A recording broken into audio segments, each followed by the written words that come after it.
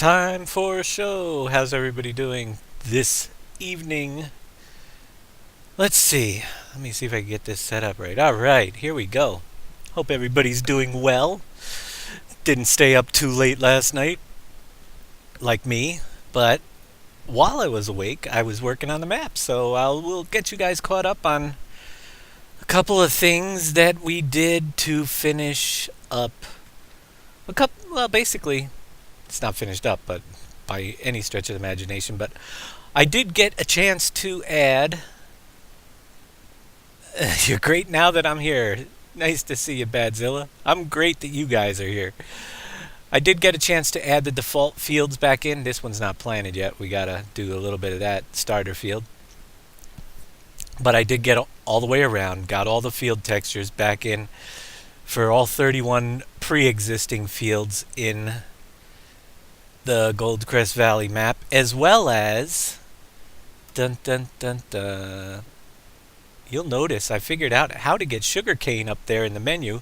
I still don't know how to harvest it, but thanks to I got a tip that from let's see, who is that from again? It was NC Raiders sent me a link that to a converted version of the multi-fruit script, which I hope is a lot easier than what I've been doing. Thank you for the host, Badzilla. And that's another cool thing is that the alerts are working. So it's a great day all the way around. So anyhow, sugarcane now appears in the menu.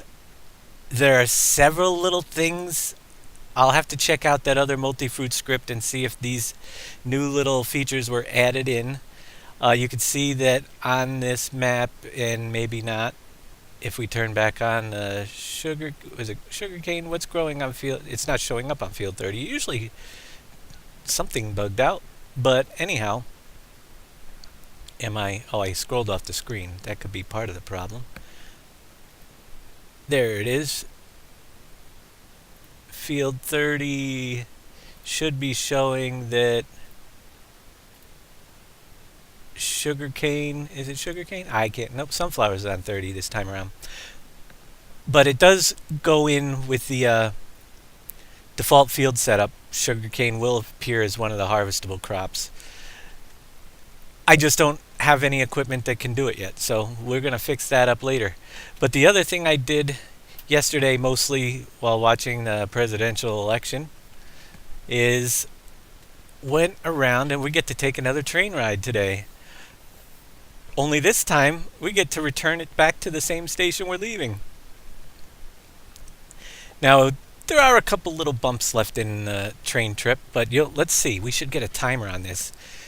6:53 on the in-game clock. See how long it takes for a full loop of the train track number 1 being done. And it's, like I said, it's still got a couple small bumps in it, but for the most part, the railway number 1 trip is done. So we'll zip around here and check out where this train is going to be going.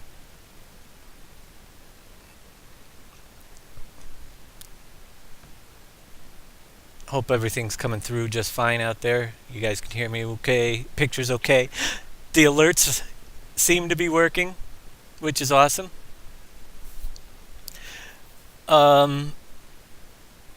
Need some work on the mountains still. Didn't do much of that stuff yesterday. I don't know how long today's show is going to be, but if anything, we'll probably get back into doing some of that. And when I say that there still needs to be a little work, there's a couple spots where you might see the train get a little bit bouncy or rise up, and especially around some of the corners, because they are the toughest part to do. But for the most part, it's a pretty smooth train ride, and I'm pretty happy with the way it is right now.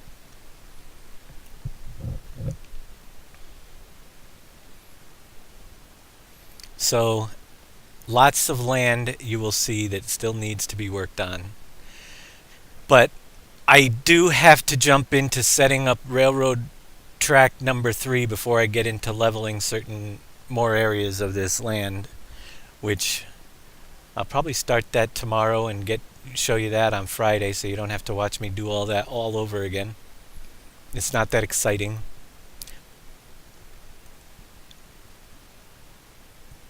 But, and there's definitely some land out here that still needs to be leveled, but you can see this train, we left the station 2 minutes ago. It's about, well, I don't even think it's halfway through the loop yet.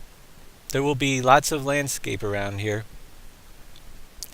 that will be winding through.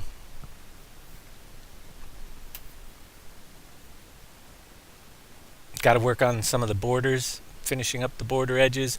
But to be honest with you, the land, once we get to a certain point, it'll start filling in pretty quickly, and we'll get some fields planted and start deciding where things go. The biggest time-consuming tasks are going to be, number one, finishing the other railroad. This railroad track, the spline on this track, I figured took me 26 hours to do it correctly all the way around, of actually editing time on the spline. So quite a bit of work just to do one track, and we've got 2 more to do, but you know, I put in the hours. It was 26 hours, like 2.5 days worth of work here. And it's done. So while it's a monumental task, we got that one. I'm going to look into the multi-fruit a little bit more. I can tell you a little bit about what I've learned about it once we get back into the editor.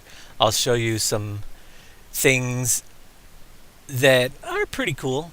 A little bit of bumps around that corner, but we're still riding the rails pretty good. You can see it raises up a little bit over here. This is the area I have to go back through one more time and just find those slight areas where the train is riding up off the track just a little bit, but like right there, it goes up just a tiny bit and then goes back down.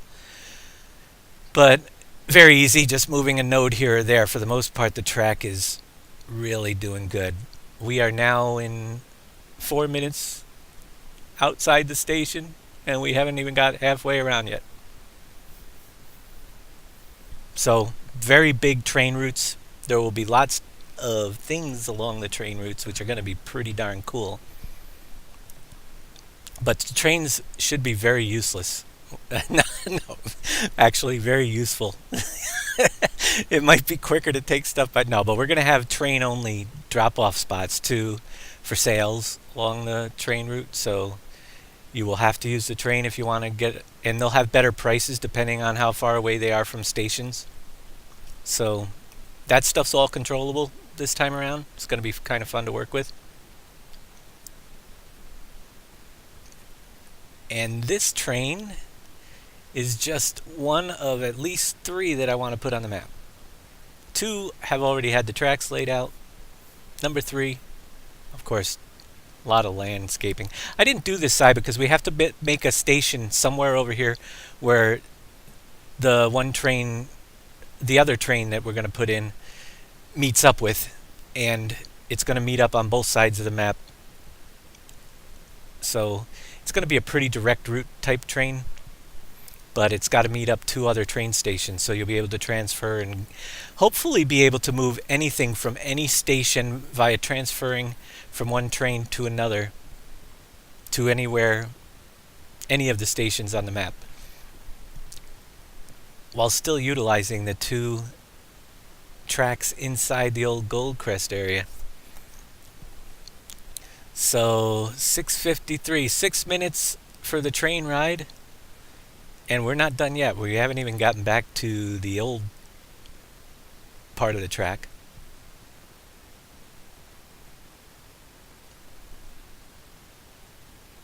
But we are now, so we can now go back into old Goldcrest Valley part. And over the new bridge we put in, overlooking the field down there that is now fully ready to go with the missions and everything. Still got quite a bit of area up here. I'm probably going to put something up here. I'm not sure what I'm going to do yet. It's kind of extra area that was made when I put the new train track in. There will be a total of 3. There's this one here, and then there's a second one that is the other train that's on this track already that goes off in a different direction, which we're almost, let's see, I'm timing the loop, so I'll look into seeing if we could speed the train up just a little bit too. I don't know if that's possible yet. If it is, we might bump it up, but it might be harder to control doing that too, so that'll be something we'll have to judge at the time. So we got this main loop, loop number 1, which is an extension of the one train in the that was already in the map and is almost actually done. Back to the starting station, which is up around the corner. Let's see where we are at.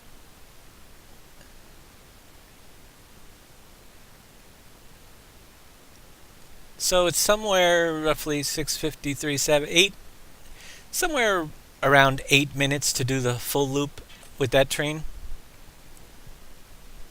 Not too bad, 8-minute train ride. So next we'll be working on finishing this loop up. This will be the loop number 2, and this goes off the other side of the map. And I'm just going to drive over there to show you.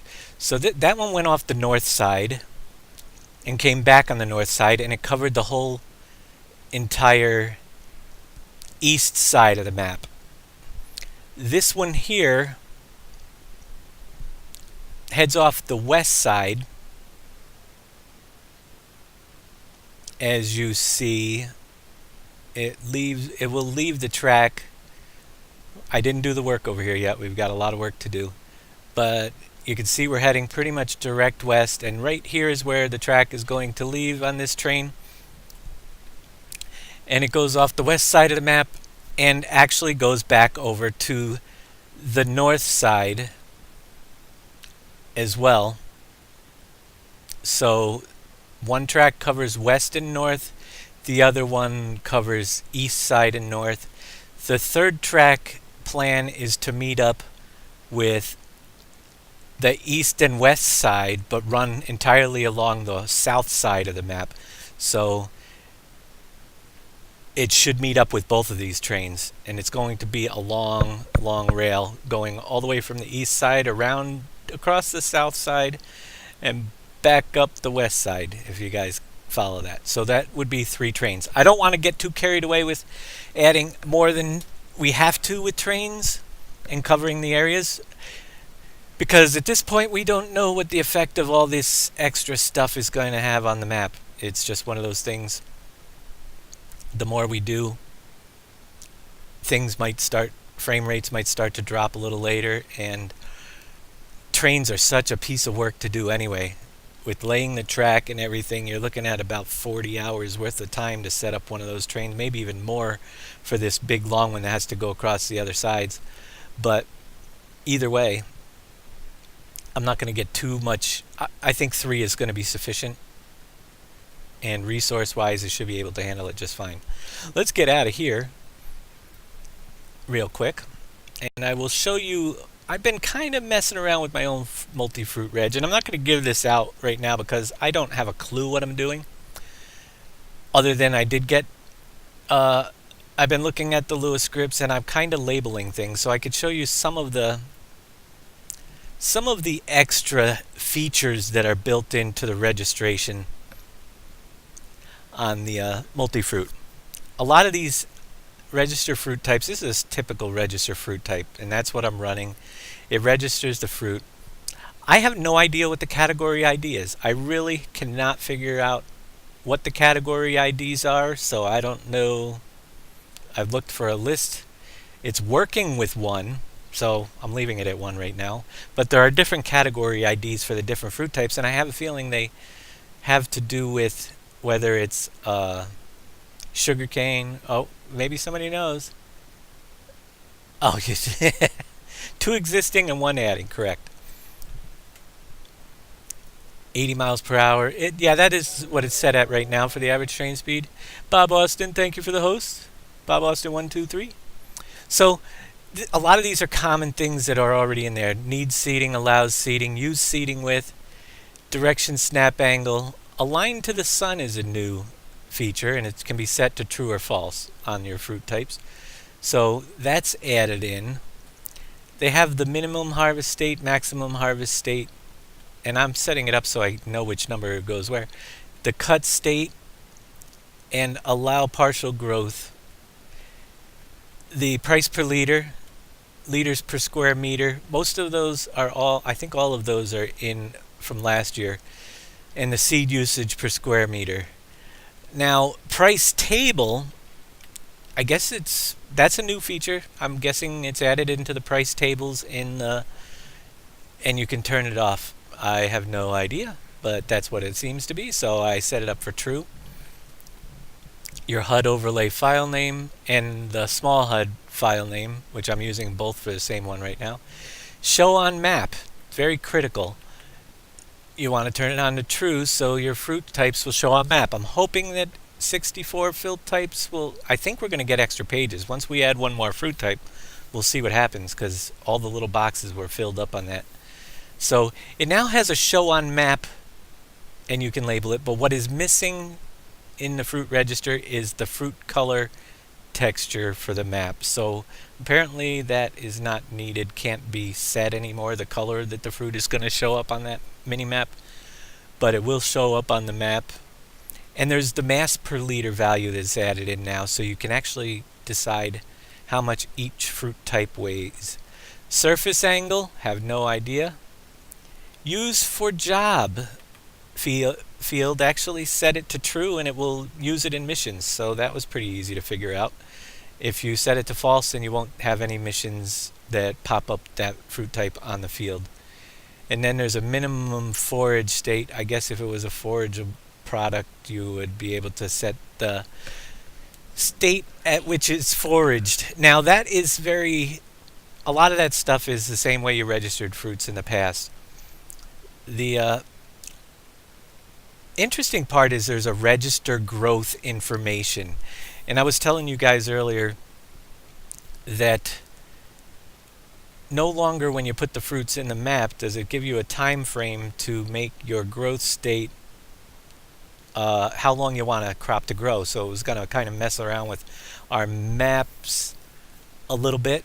But what I can tell you I figured out, I haven't really tested the number of withering states. I think the number has to be the number that the withering state would actually be, which is 9, the last state, because it didn't wither when I tried one. But I haven't fully tested to see if it withers. But you have your number of growth states, which is 8, and the growth state time with 9. These are all subject to change. I haven't tested it that far. But there is a growth state time factor. And it appears to me, it has to be an integer, a whole number, and it appears to me that that growth state time is actually in the number of hours in-game time it takes per growth state, which I have it set to 4. When I set it to 1, I had the growth state changing every hour that the time passed, and if it had 8 growth states, it would go from completely not planted all the way to the last harvestable growth state in 8 hours. So I upped it to 4, and the growth states are taking 4 hours. So I'm pretty sure that's what that has to do with, which is kind of cool. And there's a reset spray, which means that in between growth states, you reset it so it can be fertilized again. Takes the fertilization off. Set that to true, and it will do it. Set it to false, and it will just keep the spray on the field And the ground type changed per growth state. I'm not exactly sure what they're going to do yet either. Lots to figure out on that stuff. But that's what I worked on messing around with today.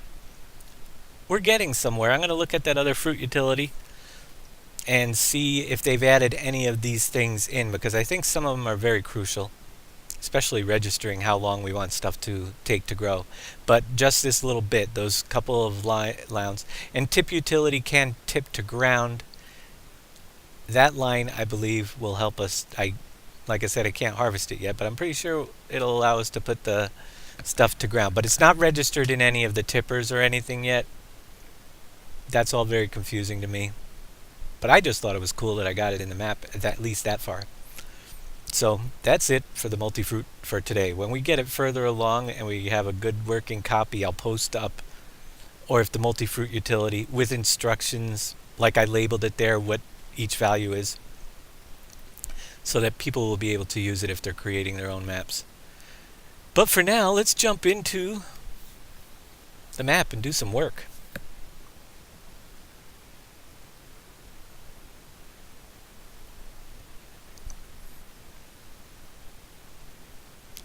If we can.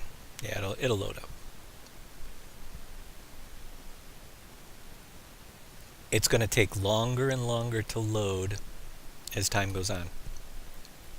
So here we have, you can see if you look around the map now, all the fields have been redrawn in their default locations on the inside.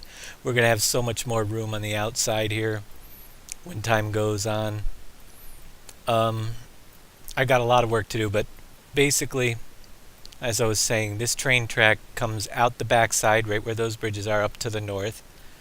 And this train wraps all the way around the east side and comes back. So that is train 1. I basically need to have another railway that I would like to meet up with this one, probably on this level even, if we have enough room to loop it around. Or we might have to do it outside here, which would be fine. There's probably going to be a lot more room to work with if we loop it out here. So train 3 has to go all the way from here down through across the backside of the map, which is going to be a trick because we have so many different road levels over here. And then meet all the way up with this track right here. Actually, you'll see another railroad right here. So somewhere, probably pulling it right up alongside one of these areas, it will meet up with this track, and this track goes and meets up with the other one. So you'll be able to go all the way around the loop. So we don't have too far. We just have to go from the well, it comes out this yeah, we don't have to go too far. It's going to come out this side. Here is where this one goes, so we have to meet up from the 2 tracks over there to over here. So that track, and we'll cover the whole entire outside. So that's not going to be too bad if we can find a good place to bring it in here. And I guess the best way to do that is to find a place that we have to poke through somewhere. I'm either going to be going down underneath the road or building a bridge up and over, it looks like. So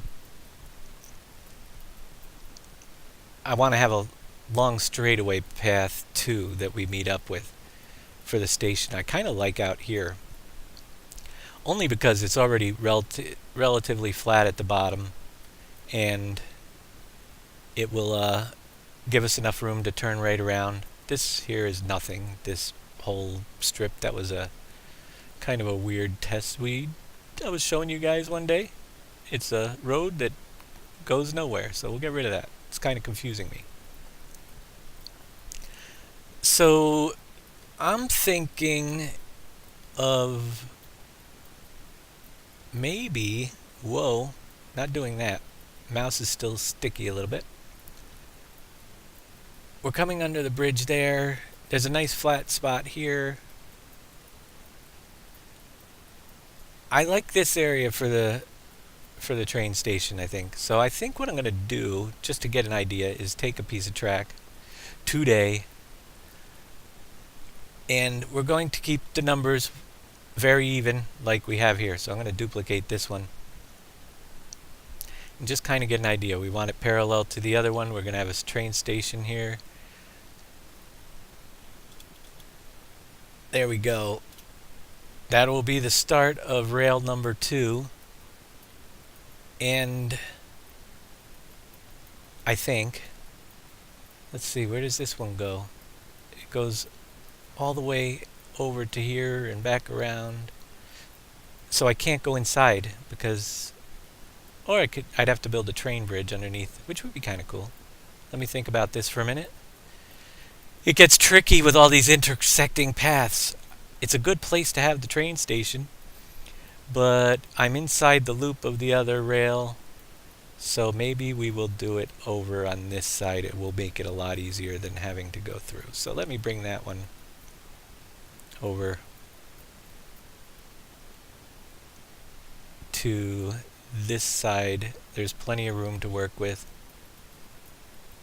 We're still on a low level where we can come into a train station. And round those numbers off a little bit so it's a lot easier to place the future pieces. I don't know if we could be that close to that turn. Probably not. And it raises up. That's another little bit of a challenge. Let's pull it out just a little bit. Once we get the first piece placed, it's going to be crucial to the whole rest of the system here. We have to be able to loop this right around back. So I'm going to try to do it right where it is at 1150 right there. Make sure we can do the loop.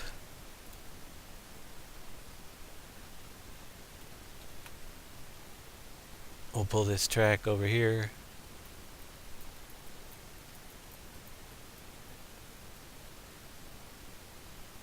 And I just kind of get it into place, and then when I know I'm close enough, if you missed the last show we did all these tracks, once you know you're pretty darn close to butt it up exactly, you can just round off the numbers here and you'll know you have it perfectly placed, which is very important. If you don't get it perfectly placed, then when you get to the other end where you have to meet back up, you'll be like one little, especially if you do a little spot that's off toward the beginning, you will be so far off at the end that it's you won't be able to get them to meet. So as long as we can make a turn, we will be able to. Now that's the thing, this has to be a loop, so it has to go all the way from this side to basically two rails all the way down this side. Do you have to change the number of channels in i3D for more fruit types? Bonger76. Yes, you do. Number type channels, that's back in episode of actually creating, I don't even know what episode that was in. But I believe the default channels right now is 11. So if you want to add up to 32 fruit types, you make it a 12. I always plan ahead and I make it for the 64 fruit types. So number of channels went to 13. And then the channel type indexes, or number of density map channels, whatever the heck it's called. Let me check it out. I'll just give you guys an idea of what he's talking about here. We did this a little bit the other day, a few days ago. Let's see, where are my, here we are, we're already here. So, to make a multi-fruit map, and you're going to want to do this and then create your layers, because the fruit density, GRLE, and the cultivator density, after you do this, they have to be recreated over. So follow back my other videos. I think it might have been even episode 1 if you're a little confused, and we went through the whole process. So am I even in the right map? Yeah. Right here, density, number of channels, 11. So it was 9 prior to this. We upped it to 11. So 9 was the new default value. Upped it to 11. I'm assuming it'll hold 64 fruit types by going up to. And the density, number type index channels to 6, which was at 4. And your windrows to, so you have to change all the density map channel offsets to 6. And your windrows and potato, well no, actually your windrows aren't on here anymore. Your homes, like your potato and sugar beet, should go up by 4 to 10. And it's working right now, so that's what he's referring to. That's right in your map. You have to edit that manually to get the extra fruit types in. Otherwise you don't have enough settings in the editor to actually plant them. So back to the editor. Let's see where we're at. Pretty darn close. So we have an in here and an out here and a station that is probably kind of too big.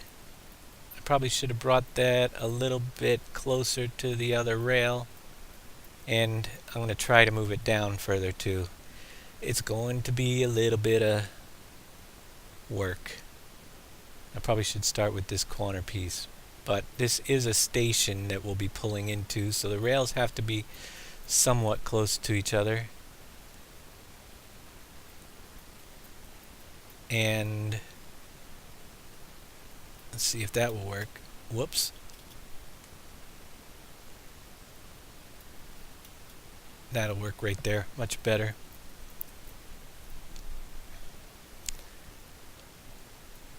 So my only question is there going to be there'll be enough straight area in here to stop in transfer stuff from one train to the other. That's the key about this, is being able to transfer between the two trains, and stations aren't that big.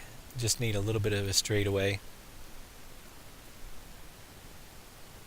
to do our transfer stuff.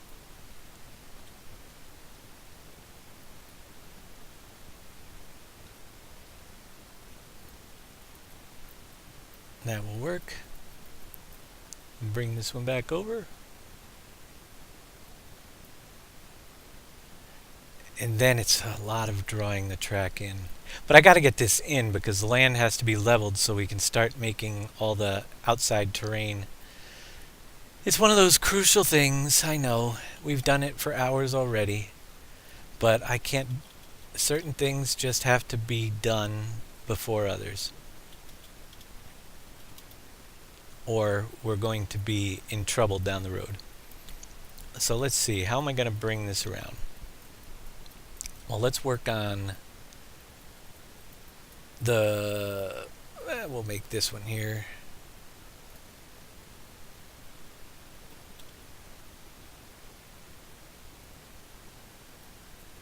On this side as well.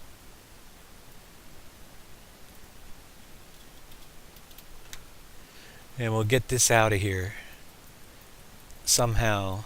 I think I have to go up. I'm trying to see. There was... You know what? Ideally, it would be great to use that railroad crossing, so I may change this up a little bit. In order to use that, though, I'm going to have to place my starter piece on this track where it is, because there's no way in heck that I'm going to get this lined up. And hopefully it'll be close enough.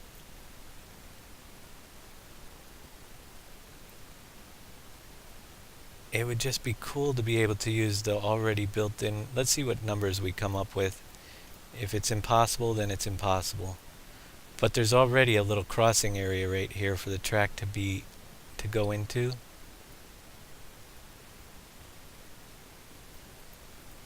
Which would be kind of cool to use.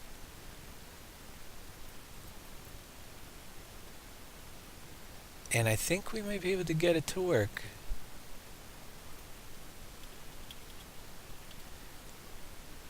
If we bring this to 0, what's it going to look like? I want whole numbers. It's not too bad. I think we can live with a 0.15 at the end of everything. Is that... It's not straight. That's part of the problem. That's going to be a pain in the butt. See? We might not be able to do that, because if I have to turn every piece, we'll never get it lined up. So I'm not going to even...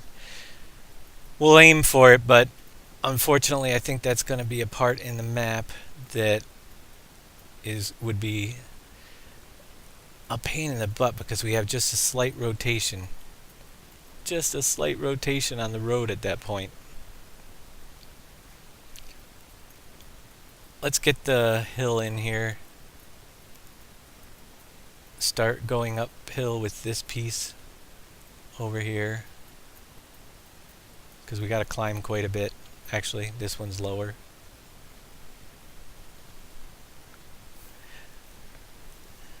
Hello there, LJ. How you doing this evening? And Big Daddy's out there. Donna 577 as well. Hope you guys are all doing well. It's probably not going to be too long of a show. I had very little sleep last night. I don't know how about you guys, but I couldn't turn off the election until it was decided, which was like, what, 3 o'clock in the morning? It was just history in the making. Let's just put it that way. Keep it unbiased.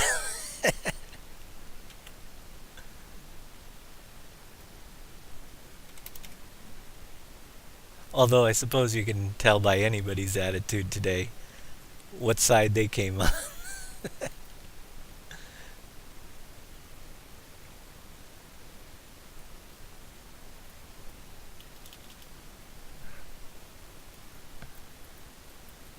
And I'm going to have to keep going uphill here.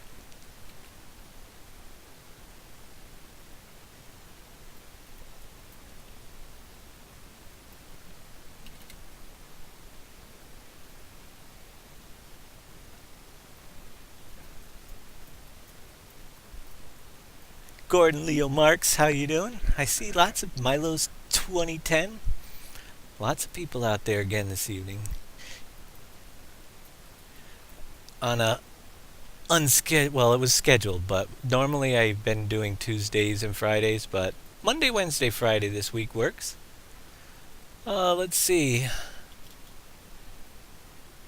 It's going to be a little, once we get past all this long and boring stuff and stuff starts to take shape, it'll be a much more interesting show.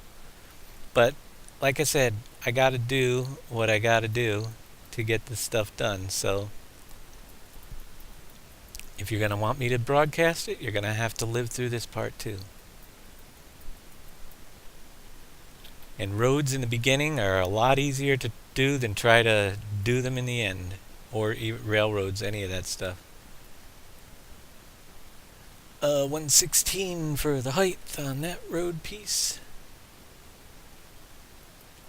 We're going to kind of gauge where we are height-wise as we get close. I think we have to go up actually one more piece before we put that in, because we're never going to get a bridge over this road. We already have a few bridges that low. Actually, I don't know if that's high enough, if that's going to be good for a railroad bridge or not. Let's bring a railroad bridge over. See what it looks like. Find a railroad bridge. I want to get one of the ones that I already put in.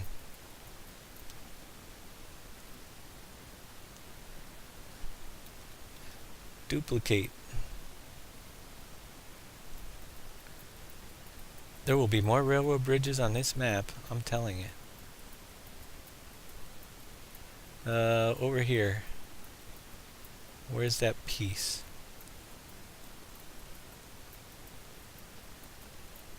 It's right here.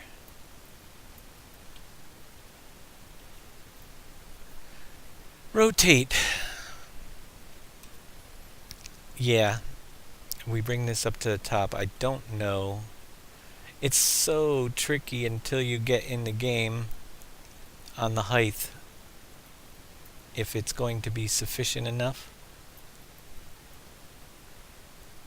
116 would be the height of that bridge. So it would go right about there.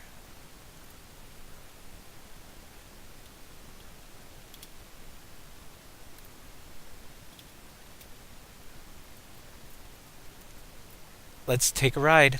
Got to do the ride first. I think it's going to be enough, but I can't go on a railroad under the road. We've done that. There are places that go under it. I like to put them, I think they're pretty cool to have over the roads in some place under. We have, it could go under, but I already got the terrain designed over here. It's one of those things. It's easier for me to put it up and over. And I'm not trying to create extra work because I got enough already to create as it is. Did that save already? Or did I miss the button? Let's try saving it. I want to go in the game and just drive something under it.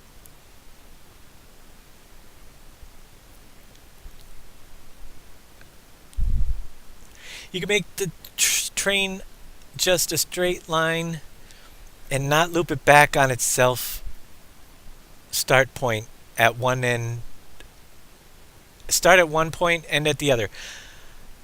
Fortunately, you could, but it would do this weird turnaround thing at the end of the spline, the way the splines are, if it's not a loop spline, the way these trains are. It would pretty much get to the end and do a really funky looking turnaround, which I could I could show you exactly what would happen in a when you get the splines all messed up. Like, so it really does have to be a loop, a full loop, in order to actually you could do a loop and bring it back onto its same track, which is true, but I'm going to try to utilize it so we can hit as many places as possible. So doubling it back in a different line and just having the common stations actually gives us more places to put stuff along the railroad tracks. So let's give it a look and make sure we have really good clearance under the bridge before we go too far here. I'll try not to get too caught up in driving around the map. I do that all the time. Start looking around. So yeah, I'd say about, when I say I work 12 hours, sometimes I just get in there and I'm getting ideas driving around the map for an hour. Let's get some cash, because I want to get that big truck. My new testing truck. It's like the biggest piece I can quickly buy for testing the map. Oh, there it is. Here, we'll get rid of this. F1 menu.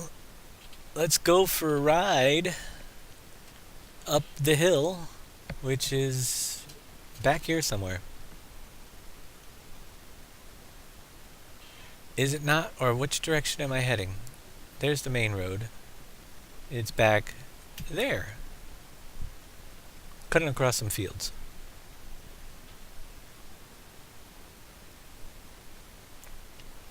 We're going to take the little dirt highway, little dirt road I put in to get to the backside.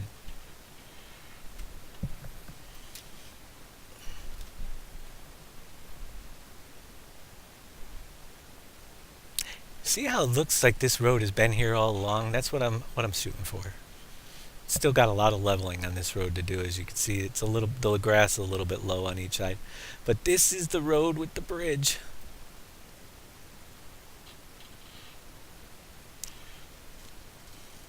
And oh yeah, we're gonna have plenty of room under there, no problem.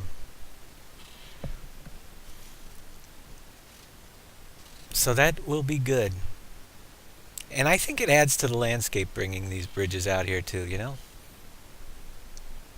We will have to build the land up to the sides and it'll make it interesting looking, to make it look like there's a reason why that bridge is there.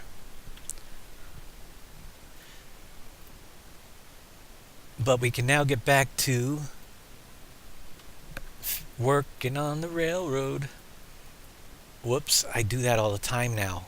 This delay of the game actually finishing, I start editing and I come back and everything went wacko and I have to find out where I am on the map. Oh, I spun myself all the way around. There we go. Alright, so we're at a good height. Let's get this back over to where it's supposed to be.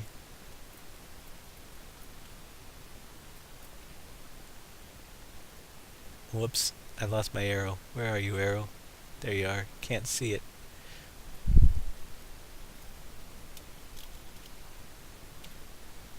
Whoops, missed a letter, number. I am so tired. Let's get it right. Alright, number 1.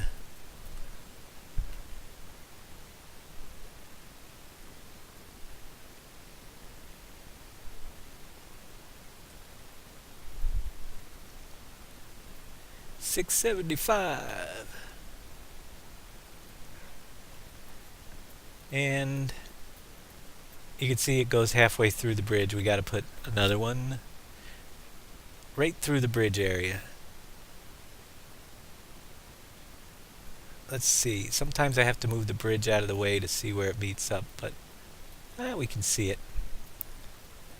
It kind of covers up the rail that's there already. But this way I ensure that it's going to be 575. I can ensure that my tracks are still going to meet up because the bridge isn't exactly to scale. So there we have a path over the road that we can now continue on. This has to be all leveled. We'll probably end up having to go. I think I'm going to turn it outwards here. Let's go get back down to... Well, we can keep it up high. Let me just get a corner.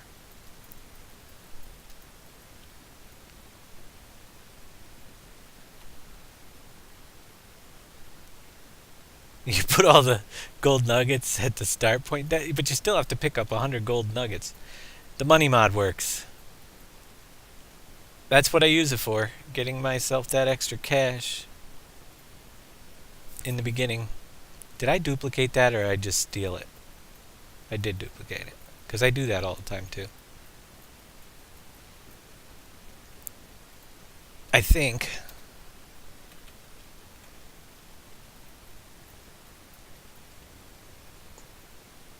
We want to put this one in place.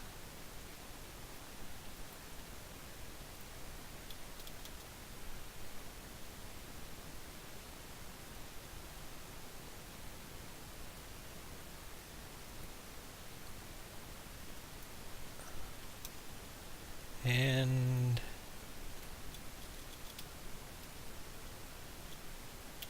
right there. I'm going to run them both out this way a little bit when we first go, but I got to make sure I can get this other track over here as well. So I'm going to start extending this one over. I think I'll run it right up alongside of this one. It will be a little bit offset, but it'll be interesting. We can it's going to be a fun piece of landscape to do, but it'll be like riding a ridge that goes this direction around the whole thing. So let's see if we can pull that off later.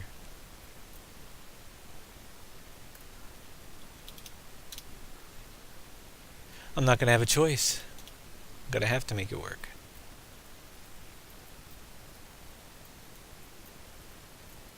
Going up.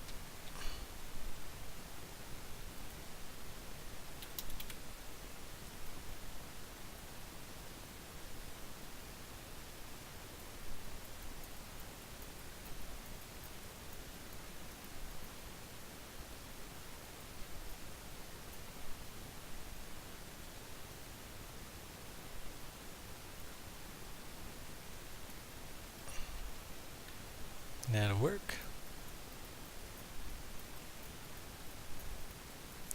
Let's go with let's put the little swerve in there. Why not?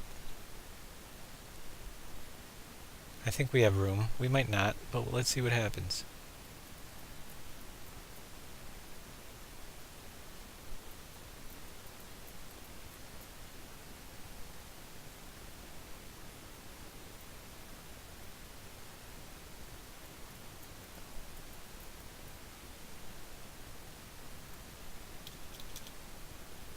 And 1310.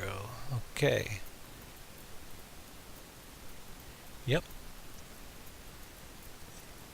We'll grab one more of these.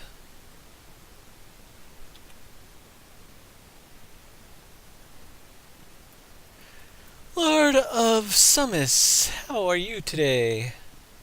Or Sumice, or Lord of... Yeah.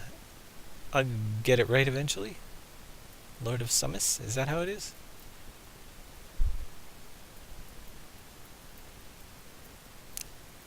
Exclamation point uptime. Is that supposed to be a command I should have working out here? Because I don't think. like I said, uh, at least the alerts are working today. I gotta get a technical director over here so I can just keep working on the map and worry about all that other, not worry about all that other stuff.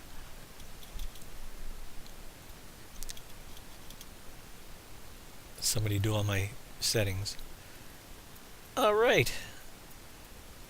We're gonna have a double bridge on this road, incoming and outgoing. It's gonna be so cute.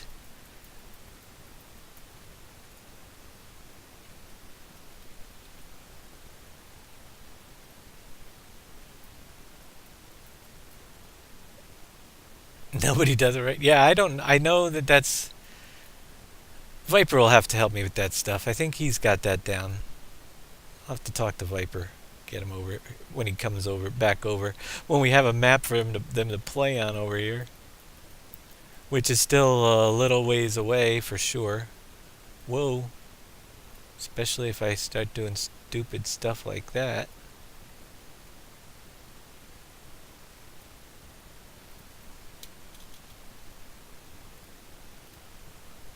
Straighten me out with all these crazy settings. Alright.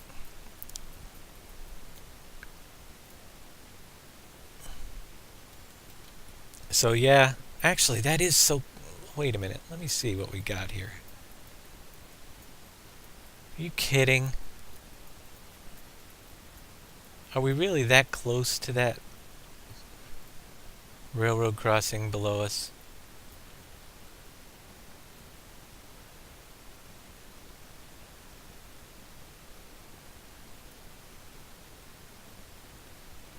I wonder how, if I can get away with this somehow. It's gonna be what it is. I guess I gotta keep it where it is. It's just a shame because they just don't line up. But that piece of road has that one little crossing in it. It's just one of those things, you know? To make it work would be such a pain in the butt that it would take me another day and a half to get everything to work right.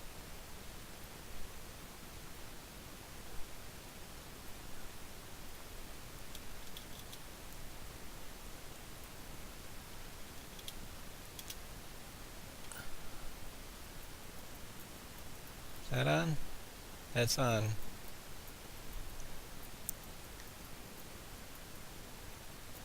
Let's move it down the rail a little bit. Whoops.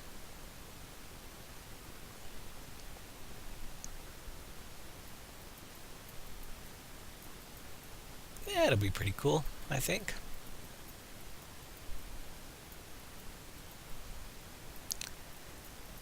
So it's turning this back this way.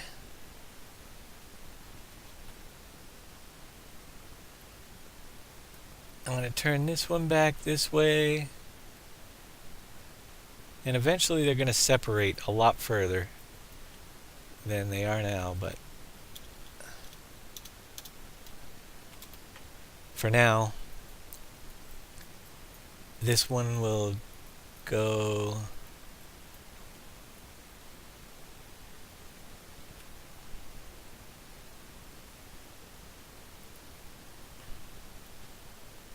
let's see. Nope, not that way. Yeah, that way. This one's gonna have to turn.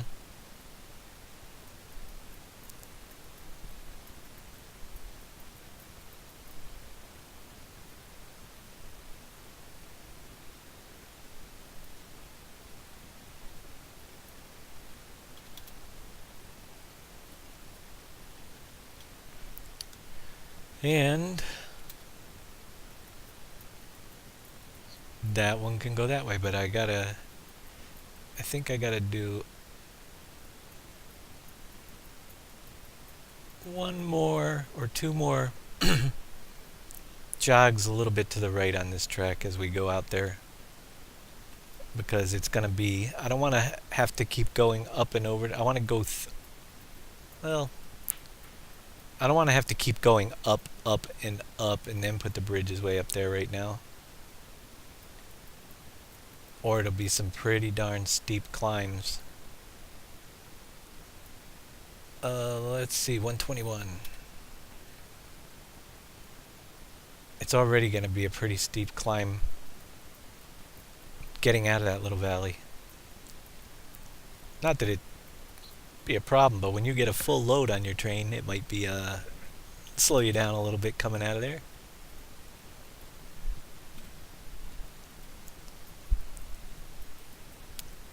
Actually, that one isn't the piece I wanted. Maybe we will. We'll have to cross this road. We'll have to cross this road when we come to it.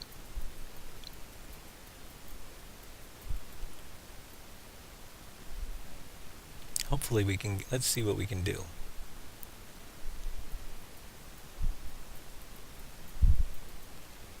Is this going to be high enough?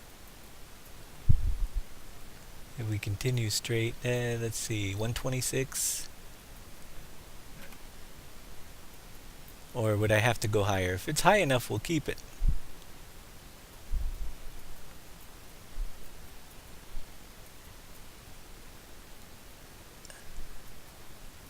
And it's not going to be high enough. So as I suspected, I want to go down, out around a little bit. We don't need to keep going up.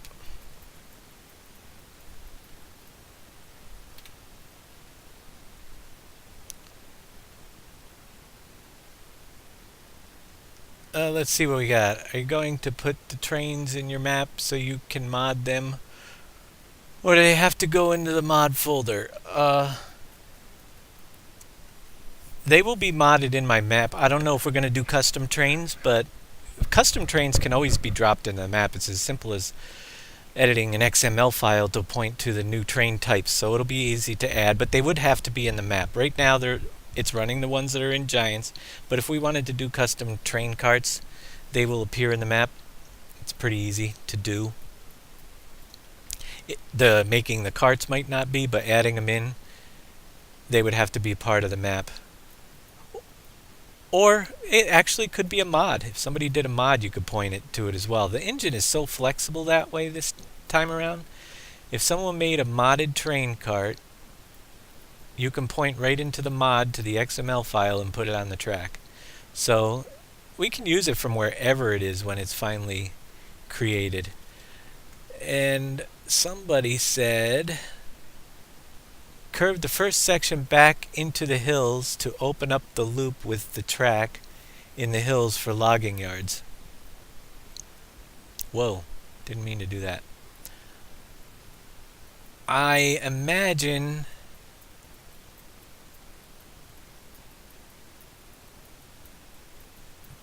back here, I'm not concerned with trying to loop it into the hills over here, because this is all actually going to be pretty high hilly area when we get into it, and I don't know exactly where I'm going to put the logging yards. I do know that this is going to be one of the main stations right here. That's all I can tell you right now.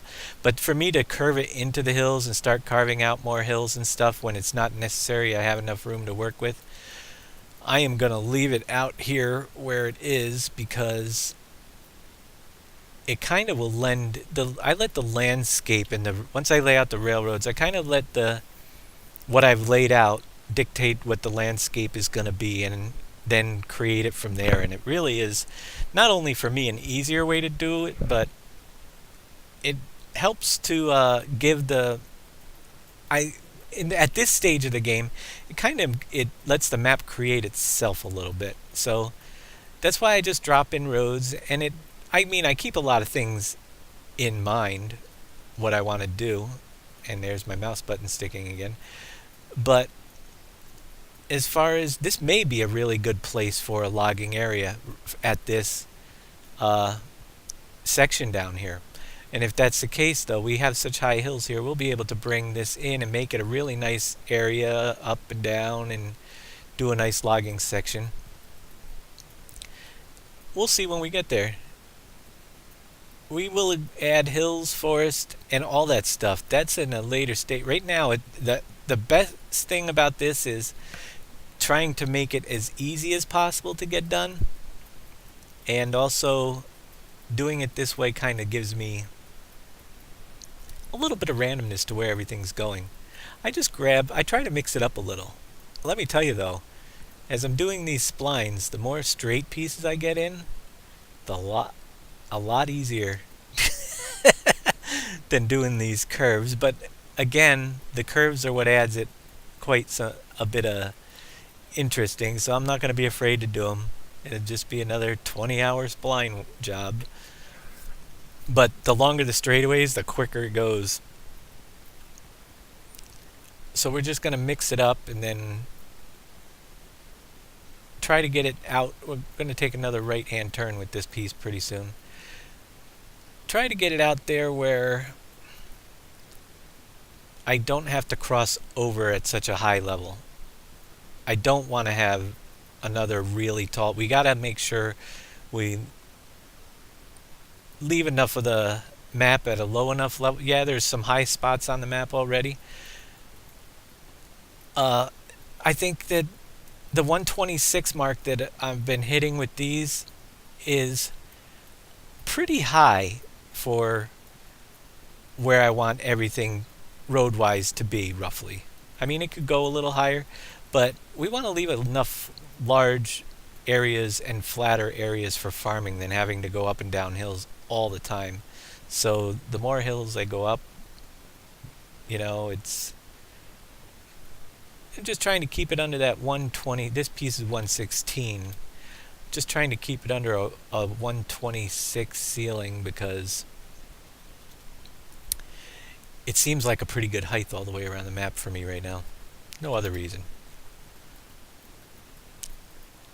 So if I was to build up another bridge up and over, I don't really want to right now. I'm going to make this turn actually so I can try to cross at a lower spot and then turn back.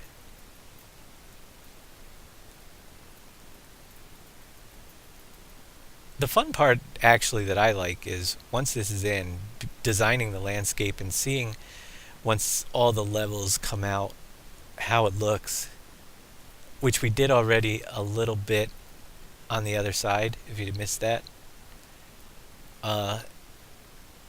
It's starting to take shape over there, at least the initial stages.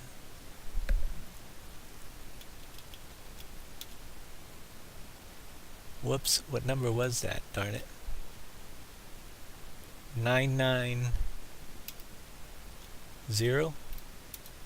No. Oh, it was 99. So we want 100. Yeah. Nice round number there.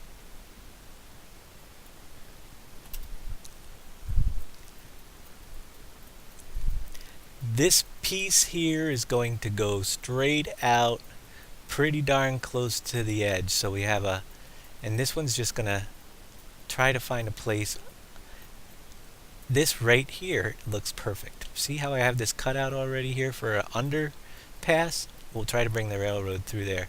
Let's get the underpass in there, which would be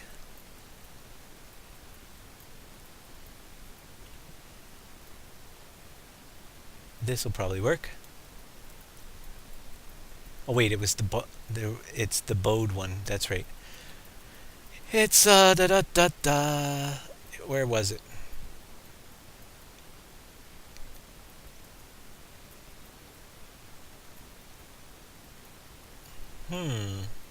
That might work. Let's grab that one.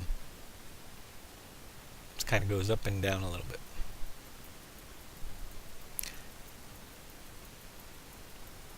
I did something really stupid when I put in all these roads too that I gotta actually go back and do over again.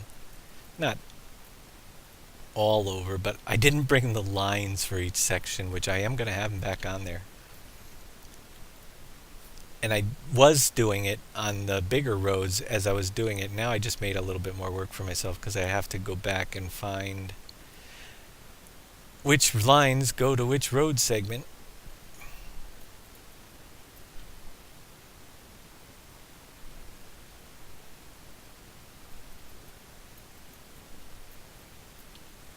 Let's see, where are we? Dun, dun, dun, dun. Positioning. without a ground underneath us isn't the easiest thing.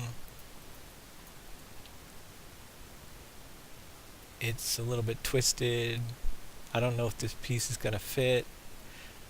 What I guess I'm going to have to do, because it's not the right piece, it appears, unless this is the way it goes. Here, let's do it this way. Find the road again. Road number 1 is the bridge we need. Whatever bridge is on road 1. And I don't think that one's it. So it matches. If that were it, then this would be road 1. And that's not. It's road 2. We gotta find a road 1 in here. Right here.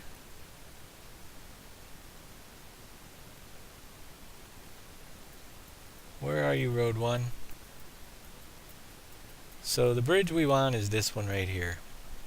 I think that was the first one I had.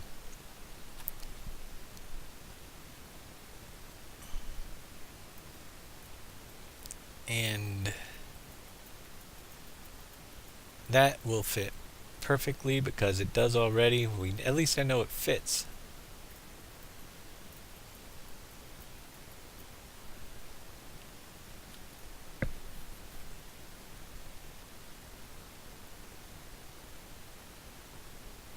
So we just got to get it in place.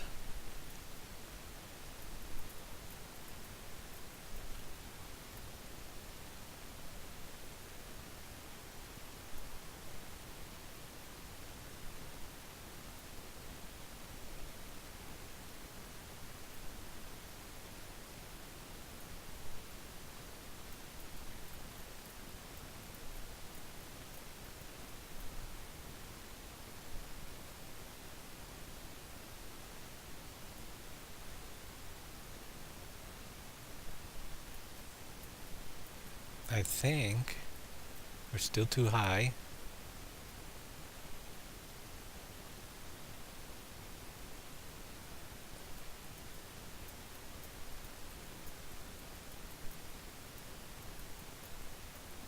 Check, and it is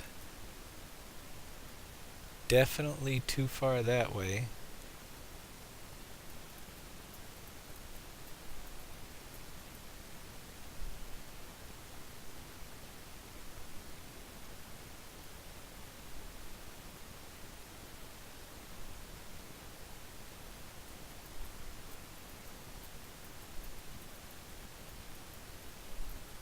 See how you got this big gap right there? We know that it's too high on this end. I think it has to be rotated just slightly like this.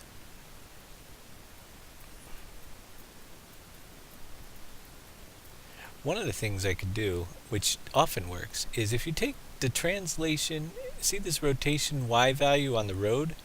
If I could cut that, most likely this bridge, and I paste it. Alright, that's the Y value. We didn't want that one. Let's undo that. We wanted the... Is there any other rotation?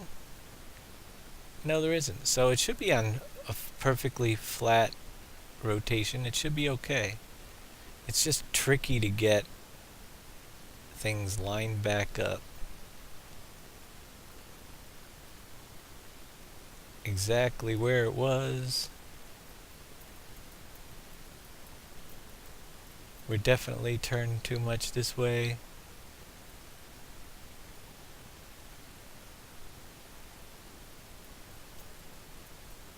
And I think we're too high on the other end now.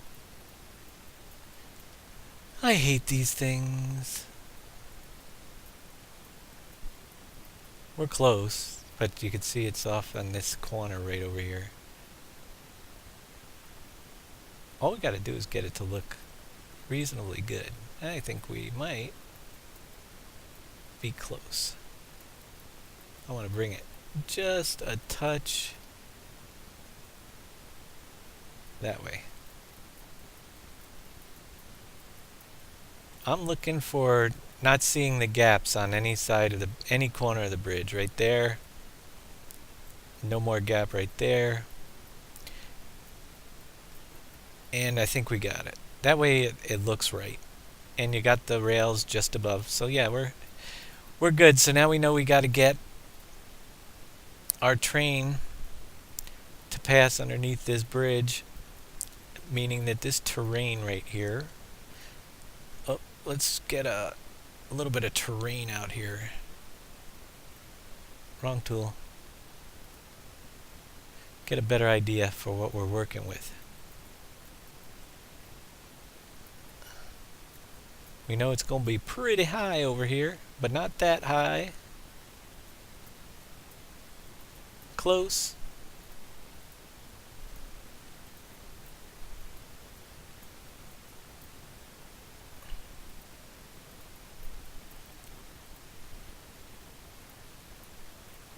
Kind of looks funny right now, doesn't it?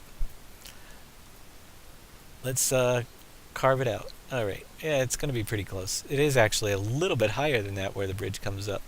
So I'm going to fill this in and carve my bridge entrance out.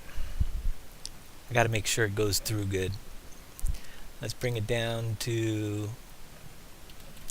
about, whoops, way too many ones. 118, much smaller circle. Yeah, we'll go with 5 for now.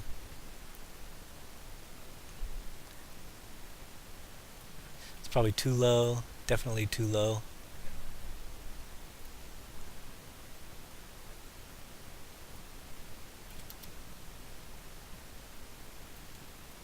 Is that why? Oh, I'm going the wrong direction, that's why. Lack of sleep.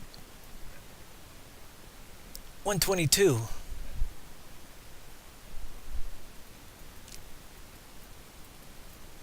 Still going to be a little bit low. Let's bring it to 125.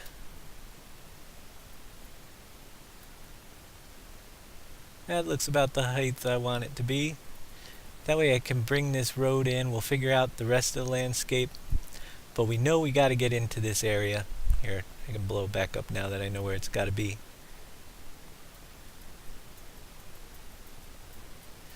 We want to bring the road in on this level roughly, and it probably should be at 126 or something. We'll figure it out when we get closer.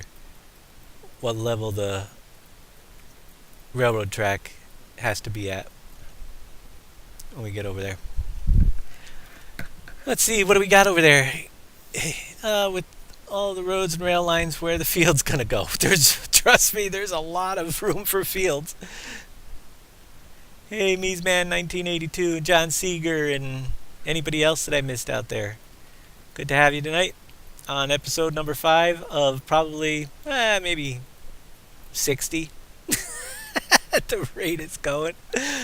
I thought about that because I'm doing so many more broadcasts of the map. We're going to have some pretty high episodes for sure. I'm trying to decide, we'll do a straightaway. Bring it over here. There will definitely be some high numbers when we get near the end of this thing, that's for sure.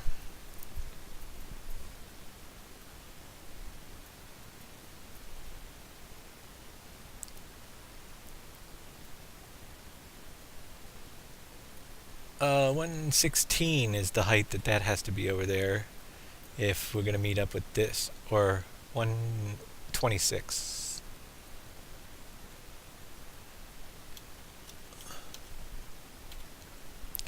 And right now, what did I say it was over there? The surface is 125, so we're only a meter off. 126 means it's somewhere in here. This has to go up one more level. Or down one level. Is it up one? It's up one, yeah. Up one more. So let's bring it on around.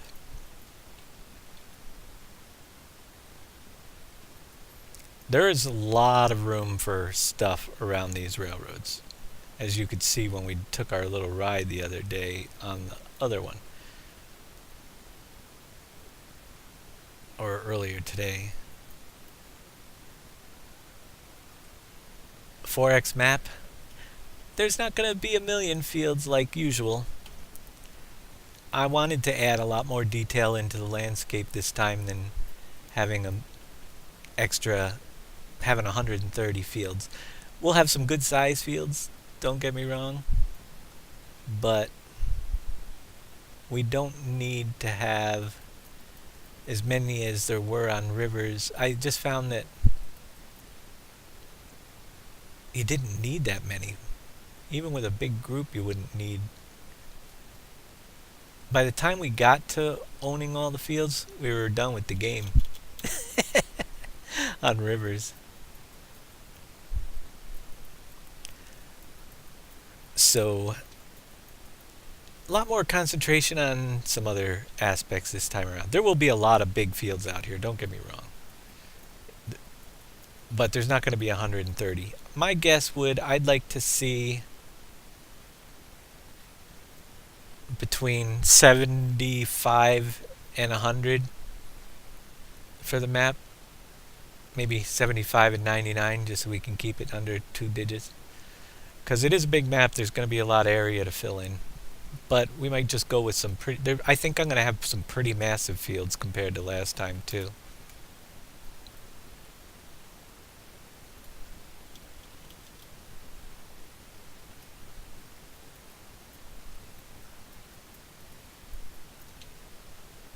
This will be the best tutorial series on map making. It's going to be the longest, but if you wanna, you'll be able to skip through. I really need to get in there and start labeling some of the things that we discussed on each video for later on. I am just so terrible at doing that stuff, and you guys know it. Anybody that's followed, because my main concentration is just getting these things done. I like to have it all out there for you guys, but I haven't put a lot of time and effort into doing that part, as you are well aware. But they really should be labeled if I discuss something in detail. Like in this episode, we discuss. I know it's stupid. It only takes me another 5 minutes at the end of the show, but to try to remember what we've covered. But already some of the episodes are getting lost on when we really covered what was needed to about certain subjects. Tonight, really, the show isn't going to be anything too particular because we've done this. But the splines last episode, working with train splines, that's all it needs to say. And more terrain editing or something like that. And I didn't post that one yet, so I will do that when I post it. Tonight, adding more train rails. I just need to describe it so when we go back, people will know what segment to look in for all the stuff we did if they're stuck on something. Alright, so this is where it's gonna get interesting because we want to make sure we feed it right through the hole. So let's bring a corner piece over.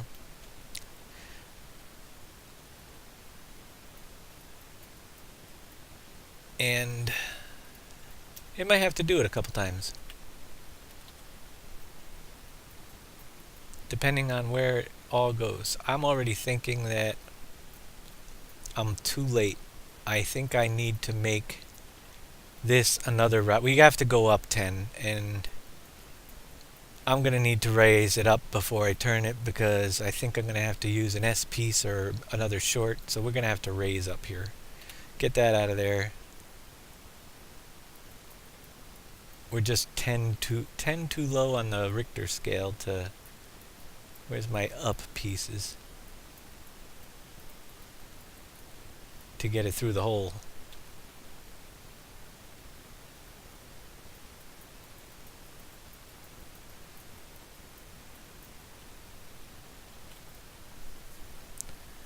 $121.0.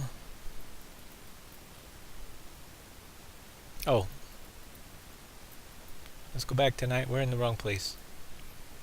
90.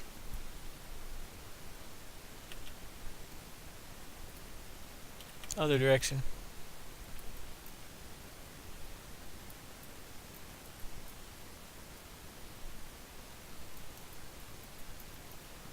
And yeah, it's probably just a 25, 25, and 1735, is it? Whoops.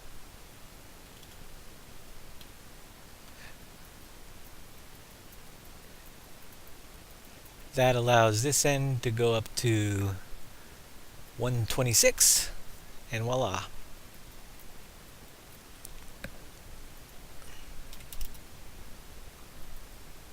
So we are off a little. So either a piece has to go in here to bring it out, or let's see where the little wave piece goes, and hopefully we can get it to work. Little, I say little. It's a huge, long turn piece. But working with what we have.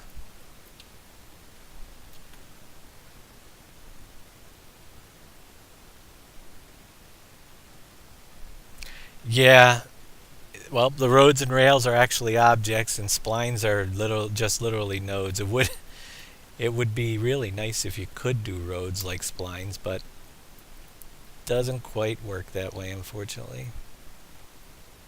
I think we are gonna be very, very close to threading the needle. Oh, darn it. Let's see. Not quite there yet. If you remember. Oh, we're so close, but not quite. So we're going to have to do a little ingenuity. Once again.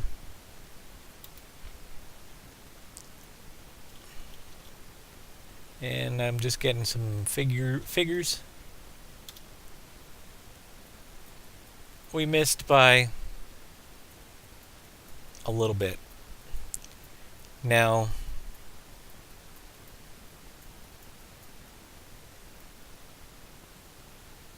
I'm trying to think of how to do this. Well, let's see. If this is a tough one to scale. I wish I had a straight piece in this section. It's not as difficult as some, but it's an uphill piece. So, if I do scale it to 0.8, oh, wrong direction, the Z to 0.8, no, we'd have to go 1.2. We'd have to, again, do another piece going this direction later. Let's see how far that brings us out. It might be too far. 1.1 might be just fine.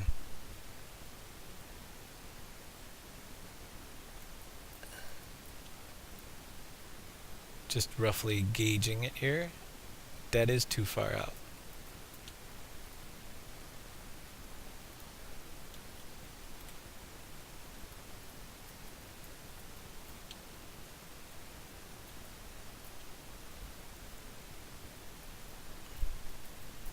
It kind of throws everything off, so we got to balance it off with another piece going in this direction at some point. That's where we want to be. So let's piece this together and see what we have here.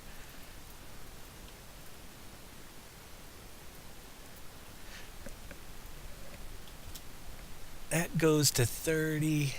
We look fine. It's such a long piece that it really isn't going to be noticeable to the eye, but it will be noticeable when we try to link up the track again. We'll have to go and do a extended piece most likely to get it back to where we want it to be.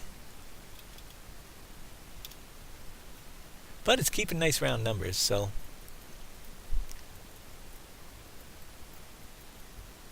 it'll work. I think we can get the train through there. It's not exactly centered through there, but it goes through.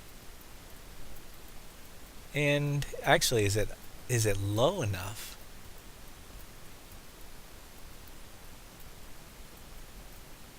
I don't know. I don't know if it's gonna fit. Let's try something here. Let's see. It might not fit underneath. And I don't know how to get a train in here without putting a spline in to test it.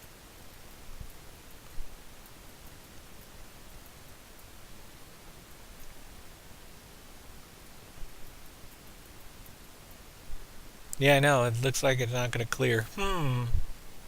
Cheat the bridge.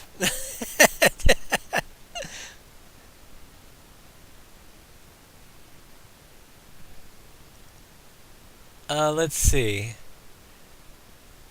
126 is our land height. I just want to use the place because it's already there. But I don't know. It's gonna be a interesting little test. But I really need to know if we can get under there before we go any further. So I'm trying to think about how to go about doing that. Let me see if I go to... I have a train car that I should be able to... Whoops.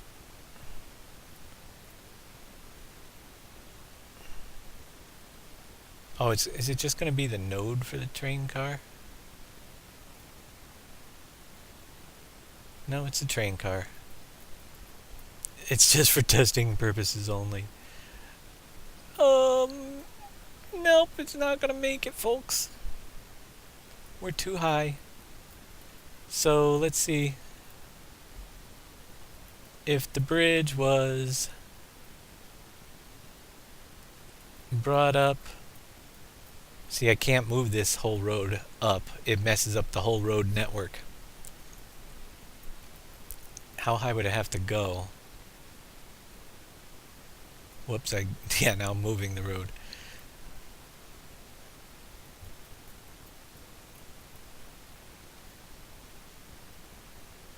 That would be about as tight as I would want to get it. The train is squeaking by at that... Actually, it's still too low by just a little bit, the train.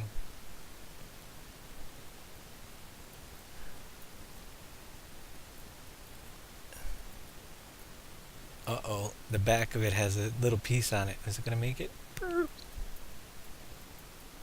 That would be as low as I could do. Let's see what we have here. Now you see that ugly gap. So, let's go and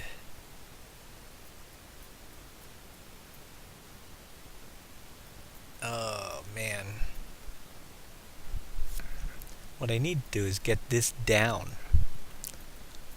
but not far. Or skip it all. You know what I think I'm going to do? I think I'm going to just abandon this whole road piece. We'll leave the bridge for vehicle traffic. We'll make a dirt road that goes up and through there so we can... But yeah, we're going to have to go around. We're going to go around. It's just too much trying to figure it out. We can carve this a little bit deeper for road traffic, but we can't with the rail because the rails have to be on those silly heights. So let's go up and around the place. Oh, Carol Hunter, thank you for the follow. And if I missed Overway Daniel 956 and Valentine G11, I guess it is, G11. Those are the latest followers. Thank you for joining our map design thingy that we got going on here. I'm going to continue outwards and let's take another look. All right, this is just going to be a dirt road there, kind of weaving through that are going to connect those dead ends. Maybe we'll bring this to a railroad track. Yeah, we'll bring this track right through there instead. So this is how things get formed randomly. What we do know now is that we do not need to scale this piece and screw everything up down the line, which it definitely could. So we'll bring that back to normal and continue on.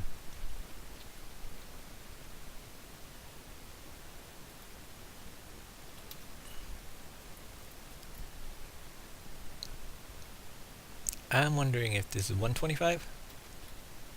Am I getting it right this time? It's too low by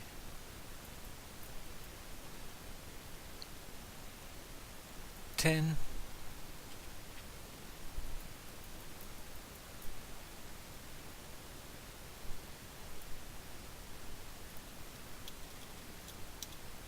Five.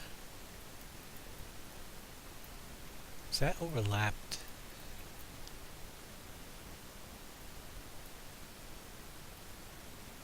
Nope, it wasn't. 135. All right. It's much easier to go up and over the roads than it is to go under them. That's for sure.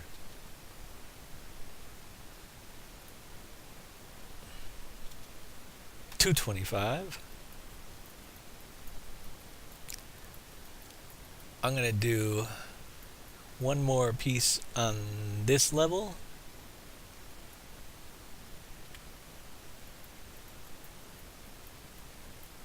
And start heading back downhill over here. If I can grab this. Duplicate that one, spin it so it's the other direction. Where do we leave off? 325? Nope, 4.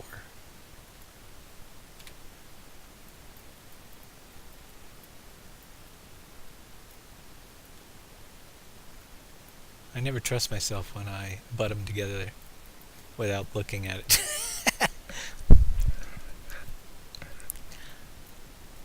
So I'm going to turn to the right or to the left, left, right, left.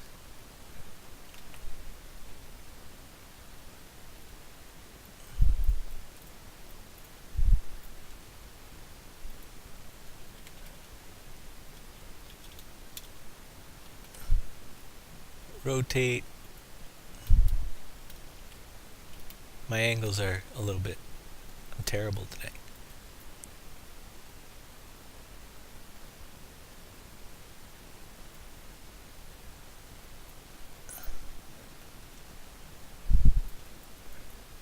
And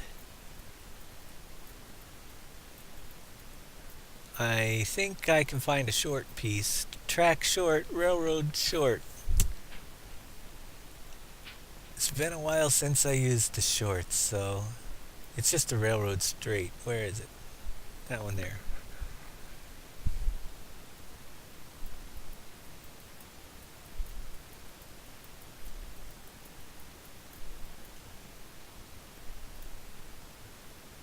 Duplicate. Bring that one over.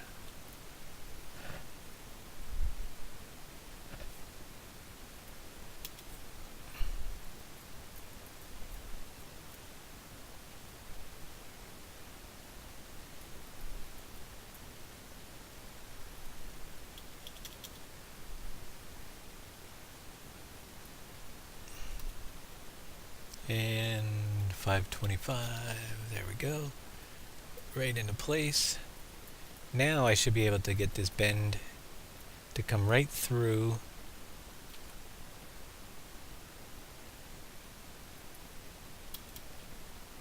the area that I want it to be. The short might be too short. We'll see. Now that'll work. It's too high. So, for now, I think we're going to need to bring one of those bridges over,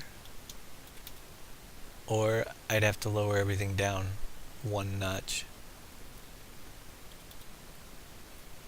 But I'm not opposed because the other one's high there. I think I'll put a bridge in here. We're going to have a dirt road. I don't even know where the bridge has to be because this will be like an end. Maybe a road will be in here.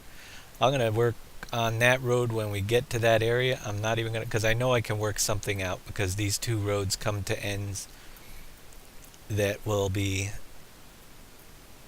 a pretty big difference from this level to this level. So what the train has to do will be either it'll probably be going over the top of something, but it might not be. It might be I might bring this ridge all the way so this is on the edge of a ridge right here, and a dirt road comes right at the end. I'm not going to worry about it. It's going in a good direction. We'll get that when we get there. When we start leveling this whole landscape out on this side of the world, which is quite a ways away. Just doing this track is going to take a little bit longer. I have seen the mod that gives about 120 tracks you can use. I've decided to use the in-game tracks for several reasons. We've discussed that in another episode as well, but not that there's anything wrong with the other tracks, but number one, I want everything to I actually downloaded it but never opened it. I looked at it. I want all the tracks here to match what's already laid in the map in the beginning, so I didn't have to redo all of those tracks as well. And I also wanted to keep as few pieces in the file as possible to keep the file size down, which with the way I do maps usually ends up being quite a bit, and every kilobyte counts near the end. Seriously. So adding the different sizes, even though it might be only a little bit here and there, it just using all the in-game stuff means I don't have extra files in the map that have to be loaded in. And when we're tight on resources at the end of this project, because believe me, I'm going to push it to the limits. There's so much that I can do with just adding the stuff that makes this map look cool. I mean, there's so much landscape out here, and we're going to try to get much more of the trees and the detail throughout the whole map than you've ever seen before. And it's going to take some resources, so we're going to need to keep as much of the file size as that we can. So there will be a lot. That's why I'm using the same railroad bridges that not only gives a consistent look throughout the map, but keeps the file sizes down. Some of the things that when you're working on a 4x or a 6, and even if you ever, I don't know if you can make 16x maps yet. I know people have been having problems, but when you're doing 16x, that really comes into play. The file size and reusing objects, and as few objects on a 16x map as possible. Just the terrain in a 16x takes quite a bit to pull off. Alright, so we know that I got to take another look here pretty soon and see where this train is going. We can bring it down. Where's the other railroad?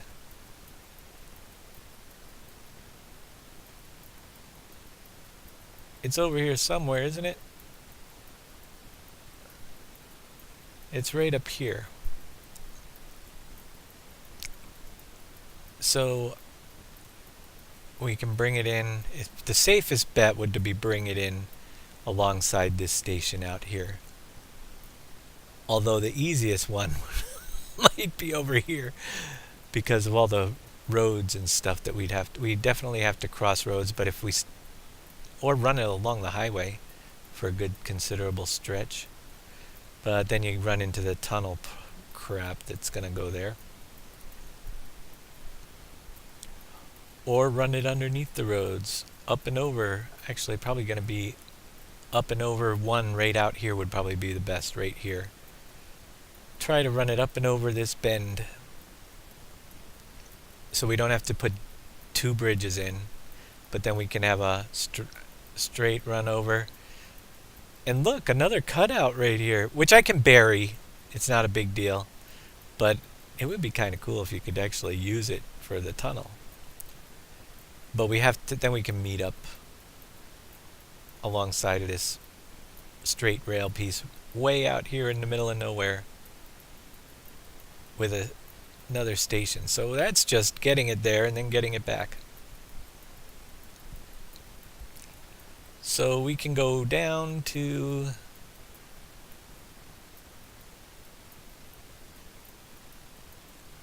road height is probably pretty good. 86, we're at the one. Yeah, let's continue straight on.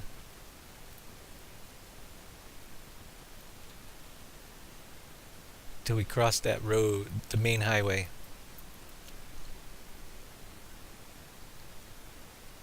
That piece should have been at 625, but it wasn't. I can't stand when I can't see the blue arrow that I gotta grab. There we go.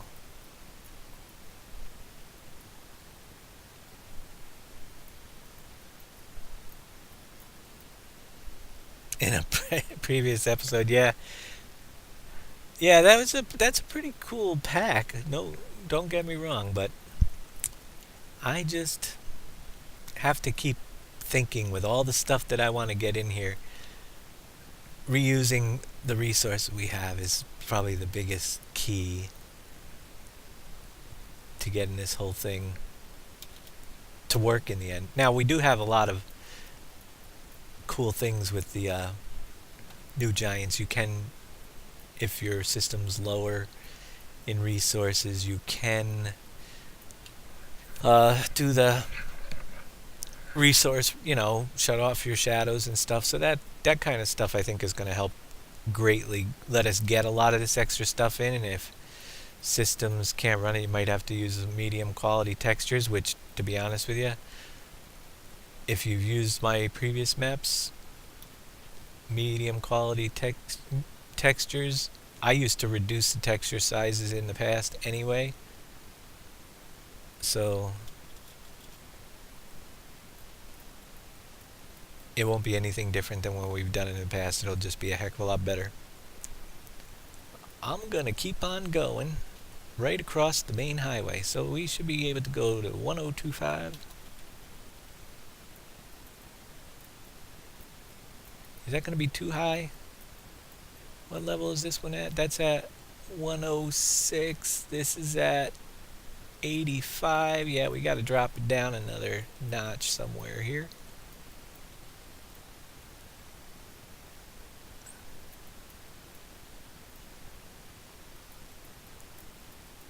I think.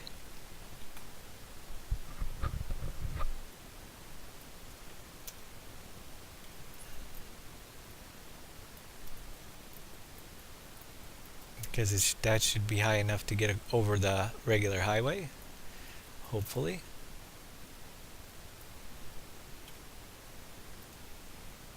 Once we get the railroad bridge in, we will know.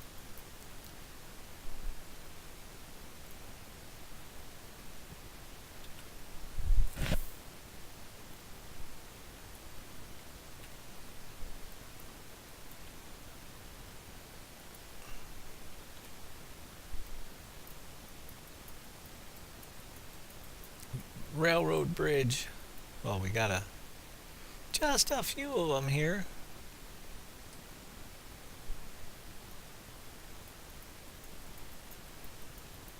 Is it close to the corner? Will we be able to do it okay? We'll find out.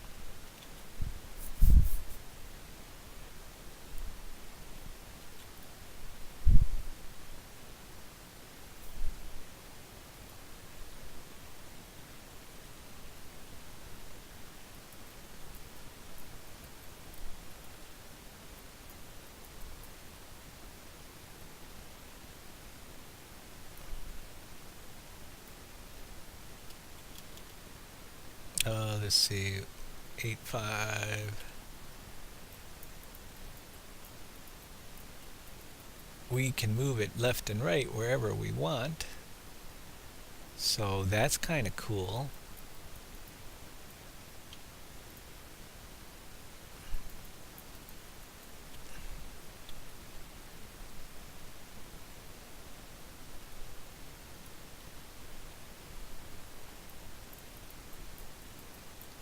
That we got the whole S turn right underneath the bridge. What do you know? Pretty cool. And we're gonna bring it somehow. I'm gonna try to hit this as my next target.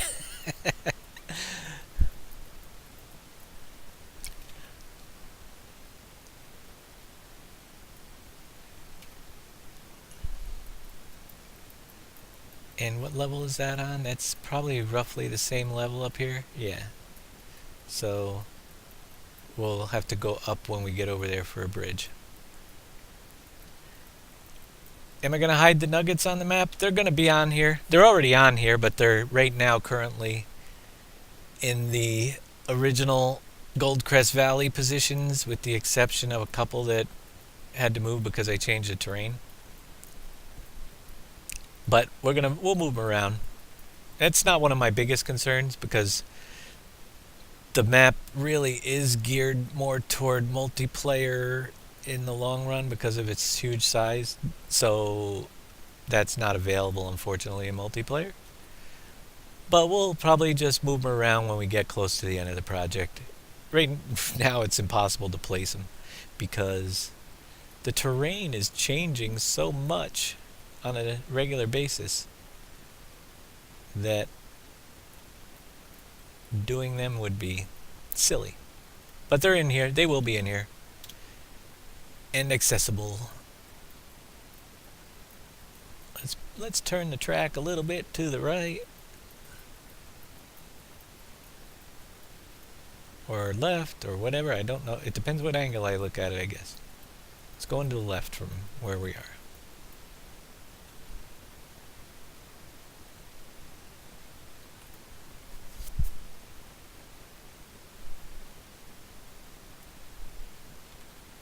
.86 is the height. Rotate it. Is it 180? Yes, it is. Oh my gosh, I got it right.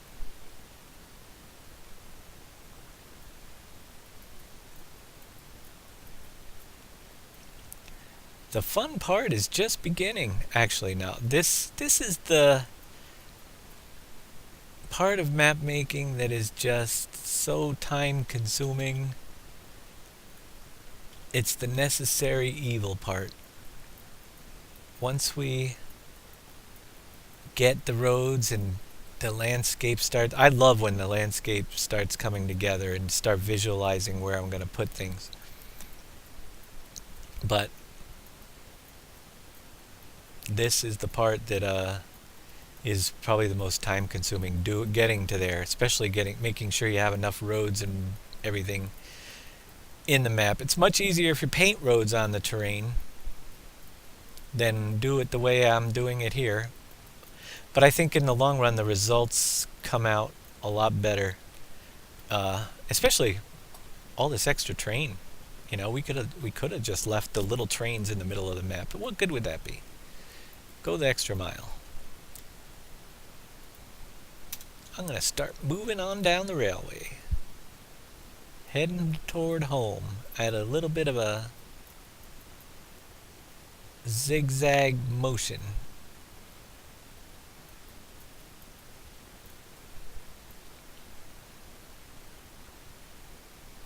Er, 86 height. And see, when you work with round numbers, just moving the pieces into place are so much easier. Just deleting the ends.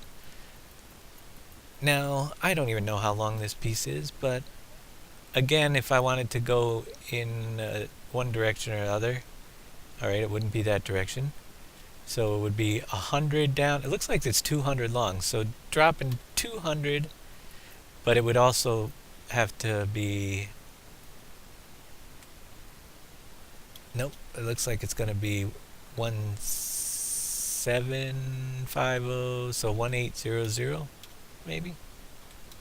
Yeah, I mean they are all proportionally spaced, but kind of tough to get to them exactly where you want to be. I think so. If that's 19, and this one goes up by 200 or down by 200. Nope, it's at 50. That's right, 50 here. 1850. See that? We are where we want to be, except for we're too darn low. What? No, we're gonna put a. Maybe I will put a little underpass. No, it's not a good place for an underpass because, because of the terrain that's on the other side. You'd have to have a long tunnel coming out. It's just all raised up. It'd be much easier to do the bridge. And my mouse button's stuck again. Okay. So what does that mean for this? It means way back here where I did put this dip piece in. Yeah, way back here. I have to take that one out.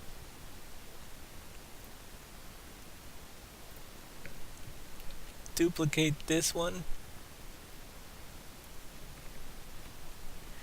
And every piece should just have to go up by 10.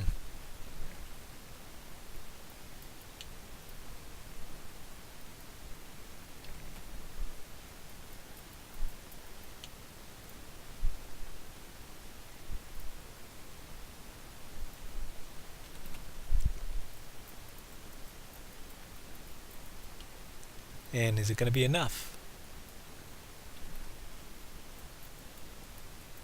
Or is that going to be the road height? Oh, it's not going to be enough. So we needed to go up twice.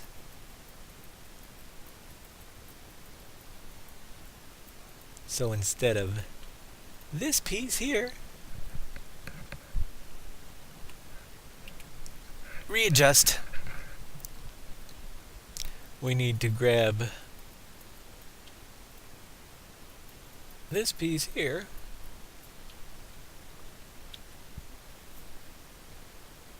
spin it around, bring it on the screen over here so you guys can see it.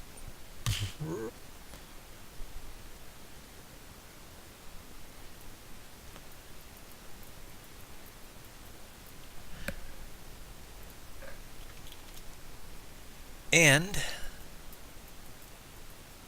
bring these up another 10.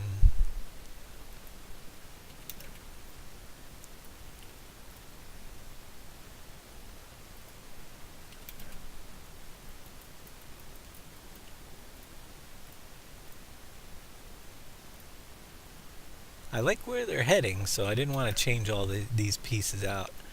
Kind of weaving it down the side here.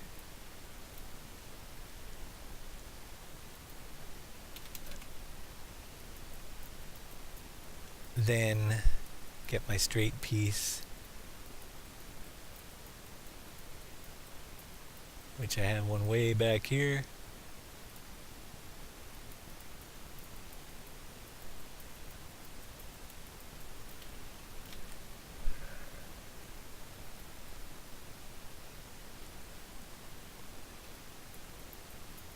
Bring it over.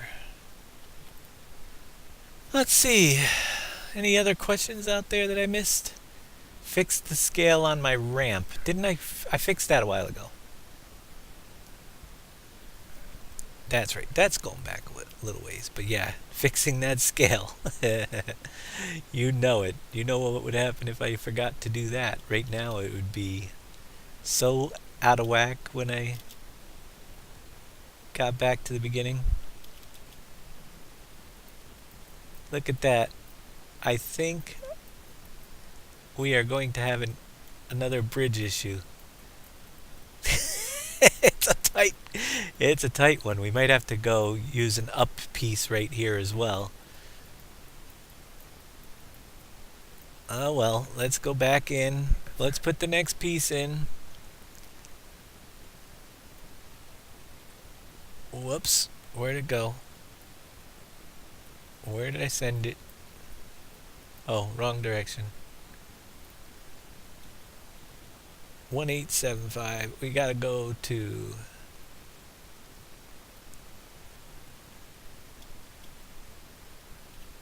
There.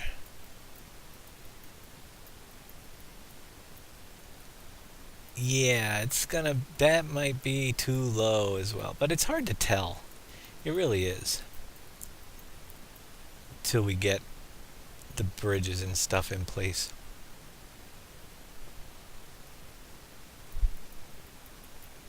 Hey, Amaki's here. I'm doing good, Amaki. Just doing the same old thing as every day for the next long... Got quite a ways to go, that's for sure. Rotate. 0.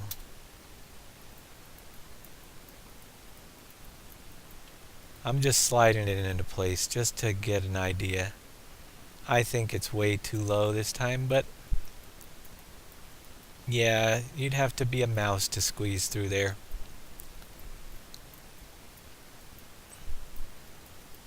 So if I... Hi, nephew. Alrighty. One more uppity we go.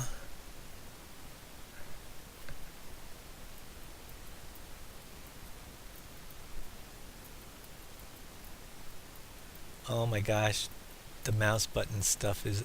it's losing it.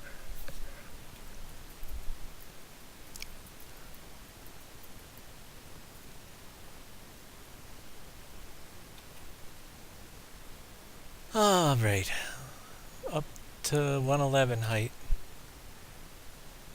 Spin it around.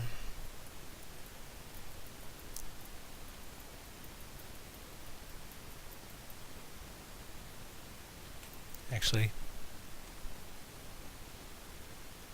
put it in place.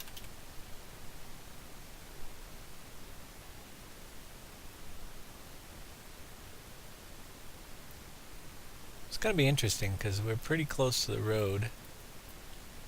And it's going up a little bit late here, so let's see if we can pull it off.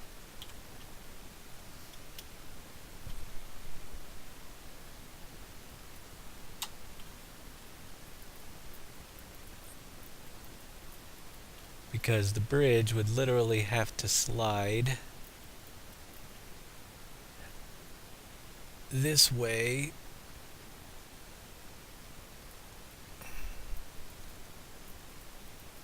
I don't know. We're okay there, but I don't think we can pull it back, and I don't like it. Alright. You know what that means, don't you?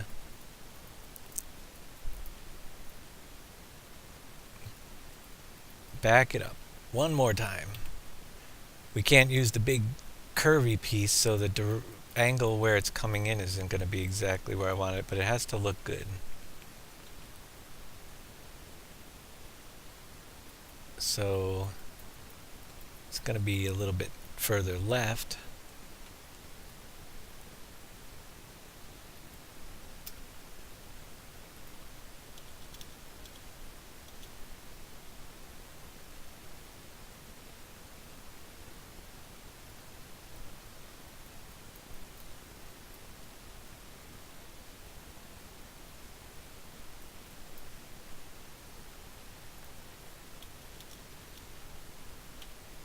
And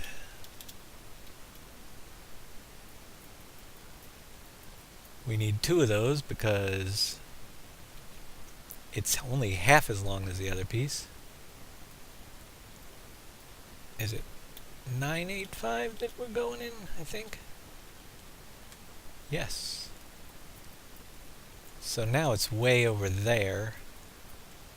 Well, actually, we could put the the swerve piece in here because we should be able to.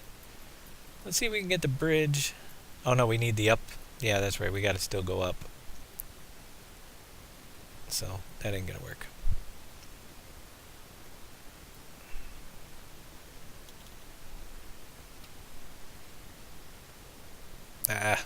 Let's just get it close.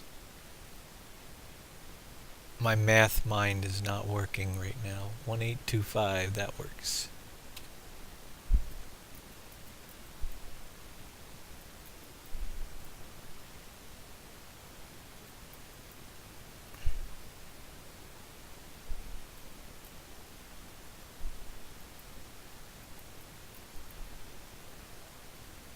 It'll be right along the side of this road now, but I think it'll work.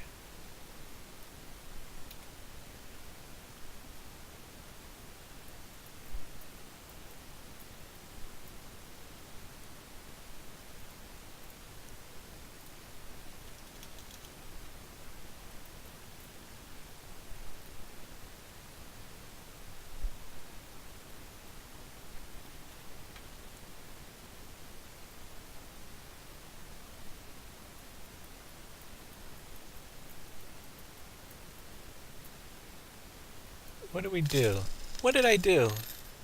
PV17, $25 donation. Thank you so much. Pukes, once again, with another $25 donation. You are awesome. You know how much I appreciate it. It will be spent wisely somewhere.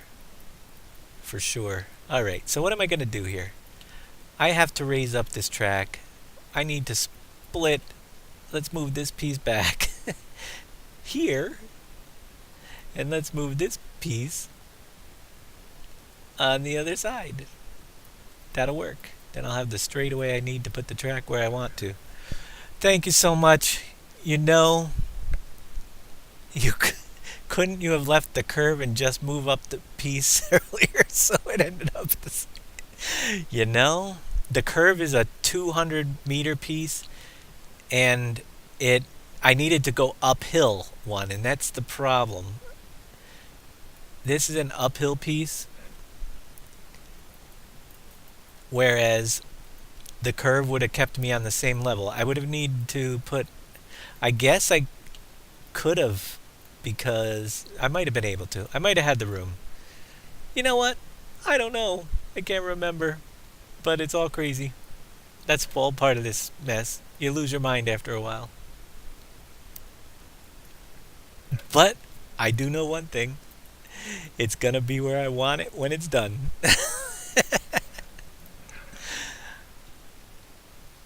I will move this. See, now that's not so bad now, is it?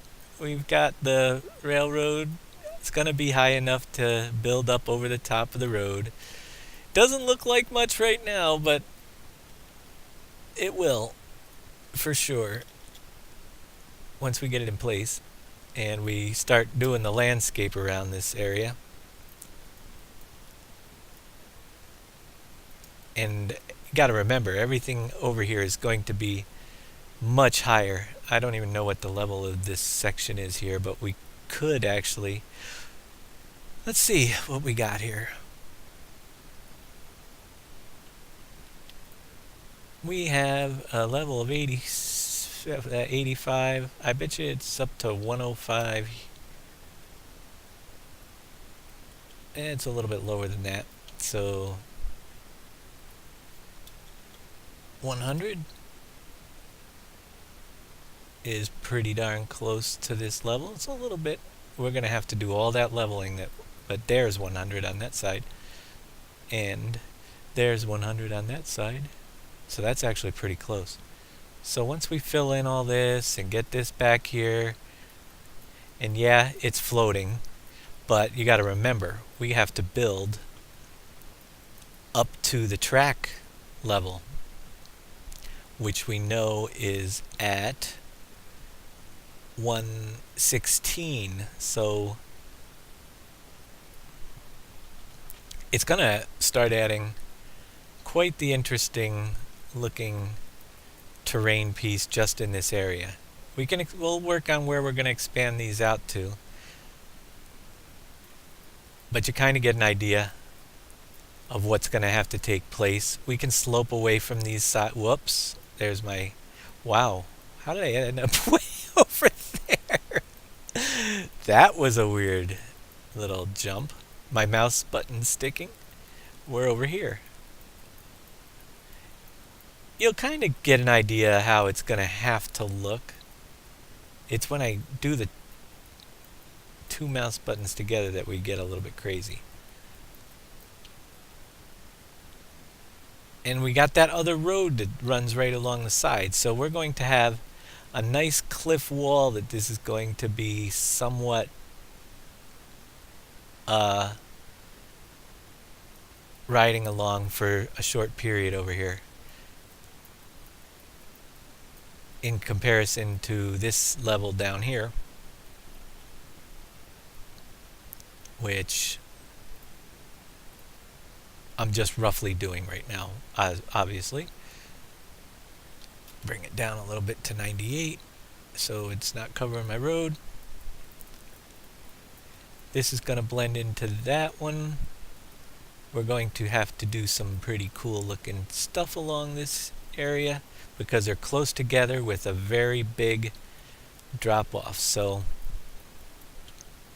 the challenge will be getting this area right here, I think, the most to look pretty good. That one little stretch, there's such a little gap for sloping down the terrain. We'll have to be very gentle, but if you guys have seen me do it in the past, when I say very gentle, we need to get a very small circle and a very slow rate of smoothing, because we want to get this detailed, but we're going to have to do it in smaller increments so we're not messing up the level below. And actually the circle is way too small, I believe. You can see how I'm just touching it up here because it's so close to the other one. But I want to get more detail back in here a little bit, which is a trick and a half to do when it's so close.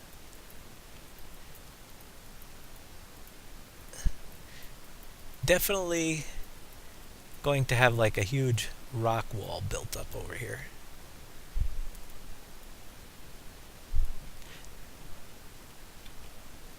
It'll be some character. That's what I call it, character. I might even take a cement wall and put it up along the side there. I will decide a little bit later.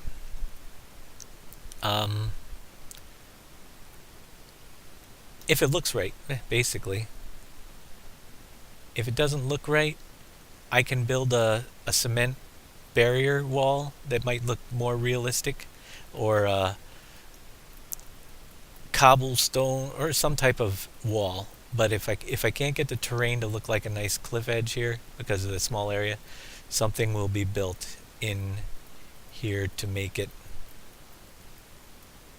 look more realistic in between that transition piece, which is, whoops, am I on smooth still? Yeah, I am. Let's get back to replace, please. It's doable.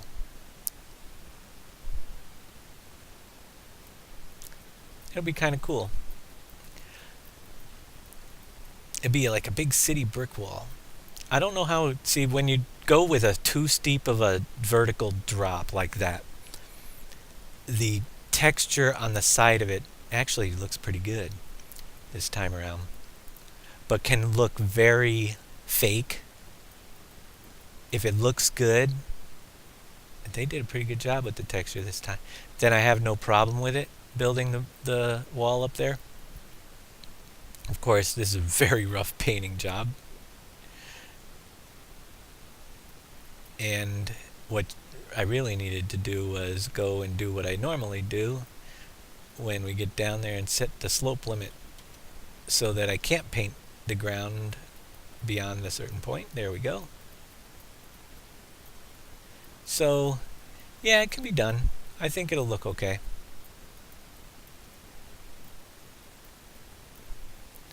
The side, put some rocks and bushes. We'll see, yeah, when we get into the detail of it. But that's what's going to happen here, just giving you an idea. So we're going to have a pretty high point, but we can also start very quickly sloping down. We can try to make it narrower on this side. So it's a tight area. These are the things I try to avoid usually, but when you get into one of them, here, let's get these back up. You really can get an interesting detailed area of the map. You just don't want to work forever on on doing these types of areas all over the place. But they're like little cool, they end up being the coolest features of the map in my opinion, is the extra close terrain details that end up coming out of things like this. So it's a matter of just building up the terrain around here. Again, I'm going to do it roughly. We're not up to the road level yet, but it kind of just trying to finish off a little bit of this transition in between the two. Marco123HD, thanks for the follow. So what I'm doing here is I'm just bringing this out so I don't have to be as fussy as I am on the other side. When I start smoothing in this level to what's down here, and it's starting to go up again here, which is very interesting because all the different levels converging in one place. But when I bring out further, when I start smoothing this level, and I can be much more, it goes a lot faster. There will be a really cool looking slope. We can start adding the detail like we did on the mountains. We can take halfway up this slope, for instance. If we went to, like I was showing the other day, if we go to the top, we're at 116, this level here, and I'm doing this by hitting left control R, is 100. So 116 to 100, we pick a value in the middle of there. Let's go to 108. It's right in the middle. 108, replace level. I am going to replace only higher. All right. And let's, we're on smooth still. It helps if you set replace. With replacing only higher, we're cutting a little bit of a ledge into this area as well. So we smoothed it out, we cut a ledge in. You can do it again.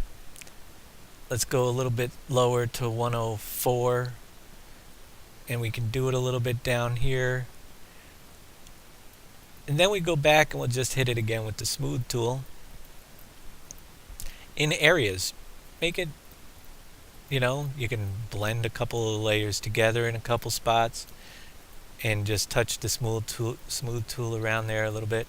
And what we just achieve is, if we go back to our paint tool with our slope set at 45 and our mountain rock, and paint just the faces of this slope, it's a pretty quick way to give yourself a kind of cool looking feature into the map, and very random. So we have a drop off to this level already started with some space here, and as we get out here, we can, and around the corner, it'll open up into a nice wider area where we could easily put another field or whatever. But it's also going to raise up and go back down a little bit, so it's going to be hilly.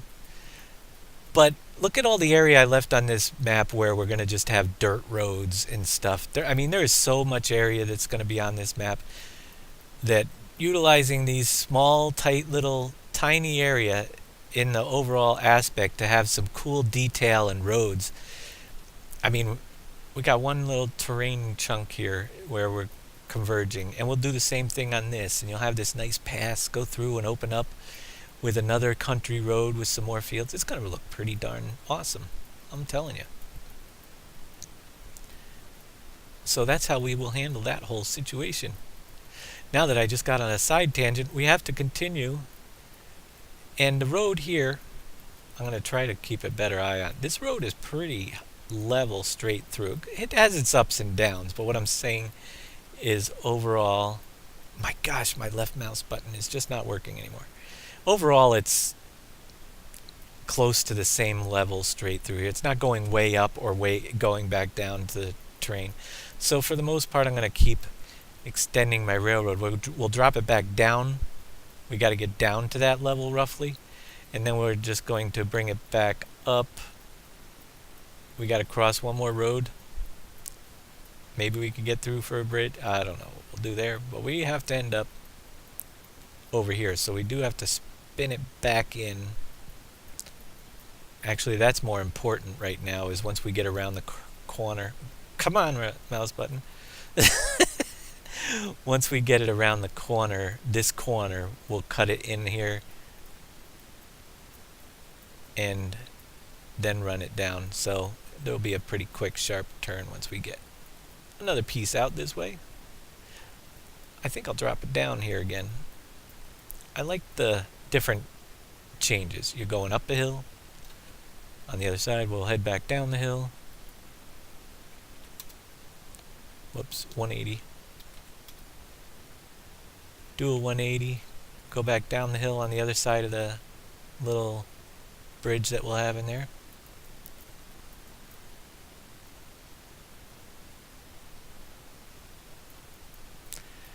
It'll help bringing this piece of this wall a little bit easier by bringing this down, so it'll get more gradual through here, and it also open up a little more territory to put whatever we decide to put in there when it's all said and done.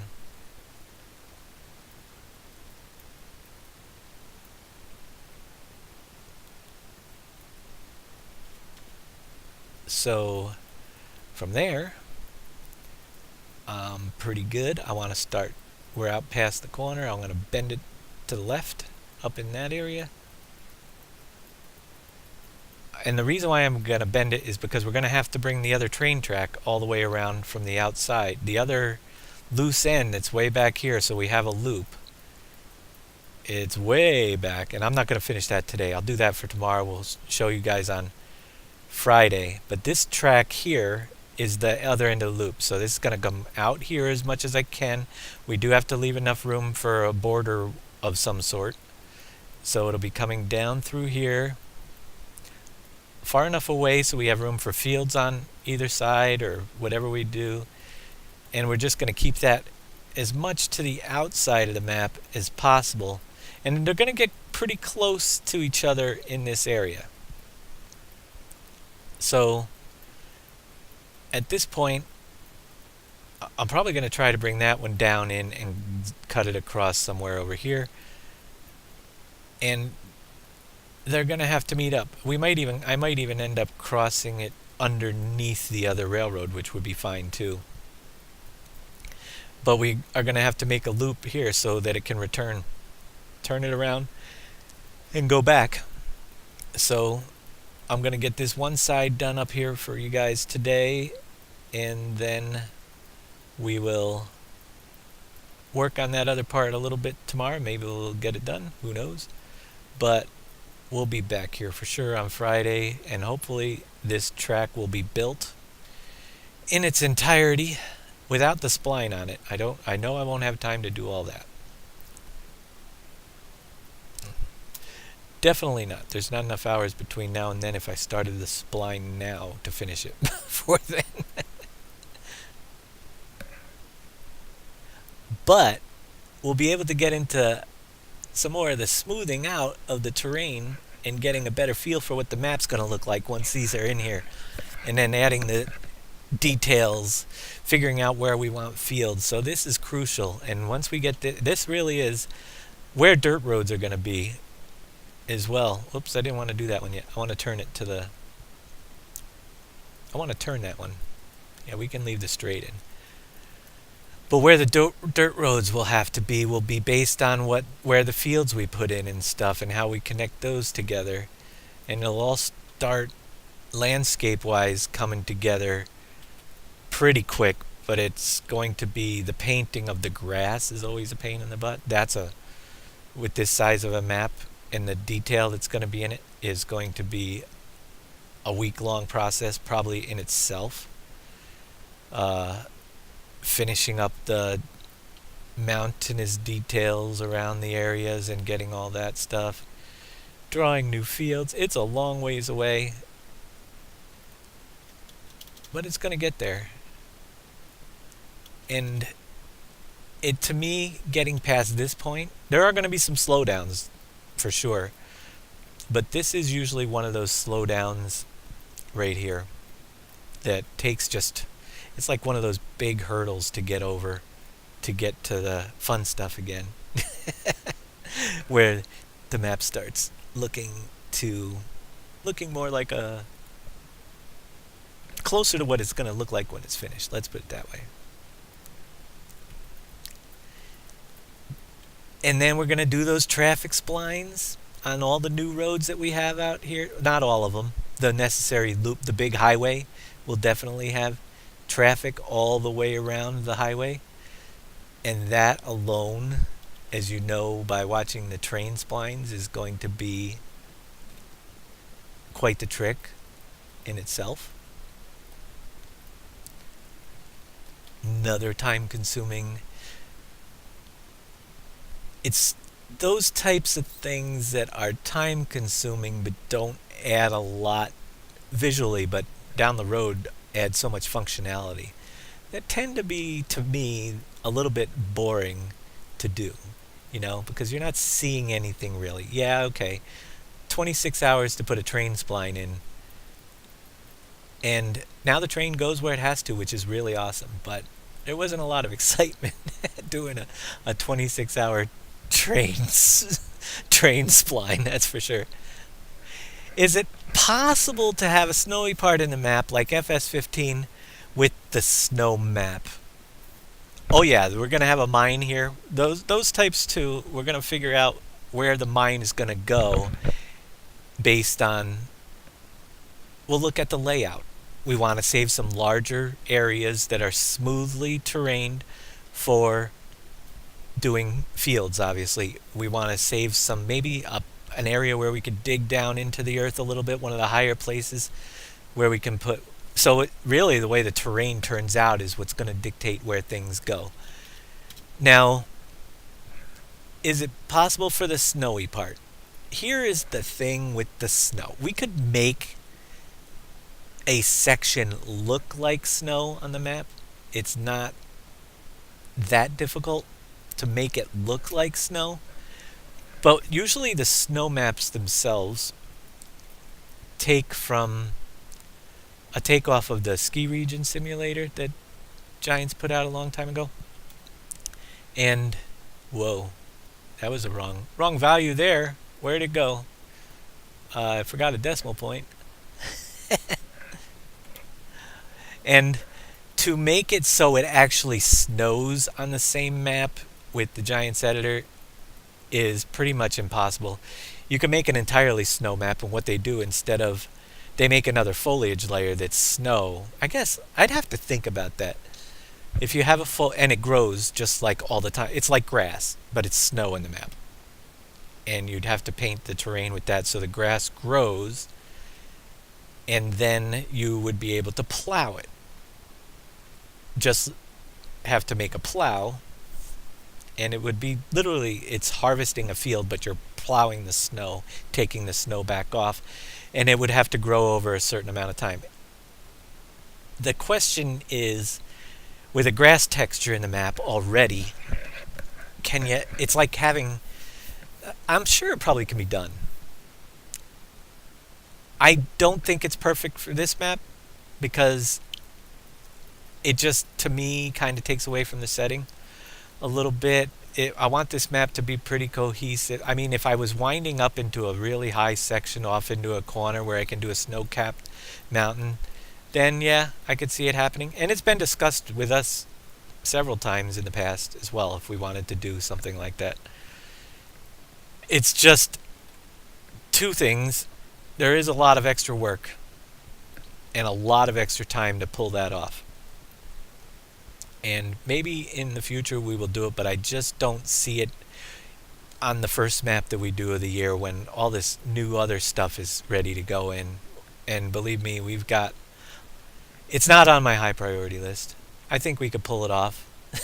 I just got so much other stuff that I want to get into this that would extend it by quite a ways, quite a long time.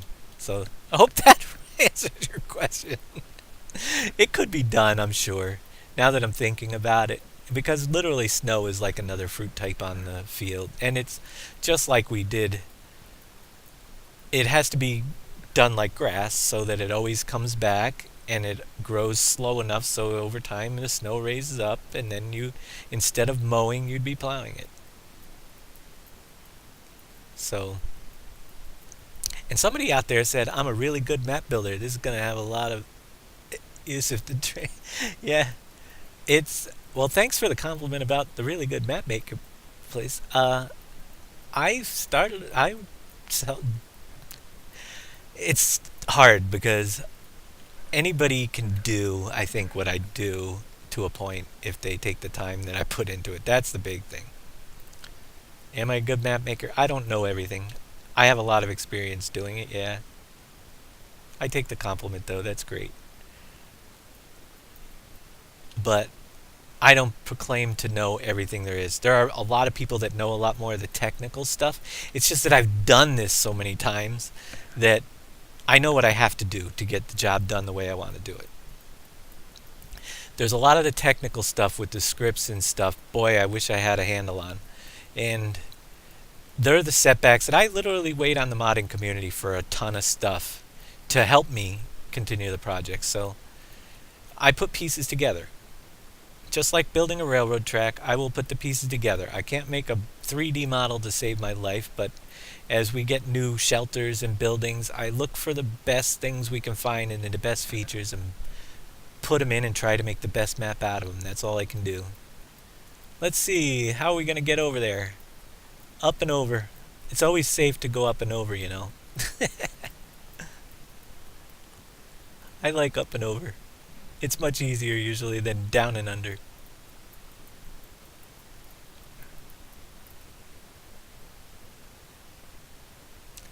Can you reuse a train bridge, put the road on top of the rails, or is there a road for the cars and stuff? There are plenty of roads for cars, for sure. We've got roads for cars. Today is train day, again. But there are plenty of roads for cars, and there are bridge styles that are made for the cars as well. We have bridges that we will be going up and over, not necessarily in this section, but a train bridge is quite obviously, here in the United States, a train bridge, the way they're designed. So we won't be using them for cars, unless the cars are going underneath them. And there are several bridges along the way that we can use for sending cars over. And I either made... Oh, nope, it popped right in. Okay. Did I do it again? Did I do it again? Do I need to back up straight? Are we too low to go over the top of this? I mean, where are we at?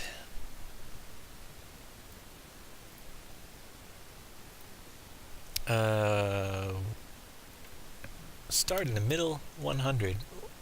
Replace, take away the higher limit. So actually works.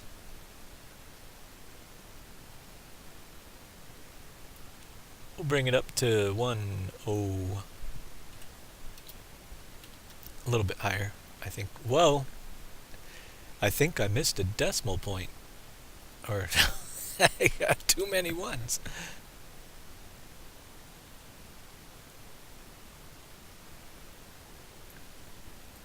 I'm just trying to get... Oh yeah, we gotta go a lot higher. See how you look at it from one angle, and then you realize later that you're really not hitting it. Let's get it up there.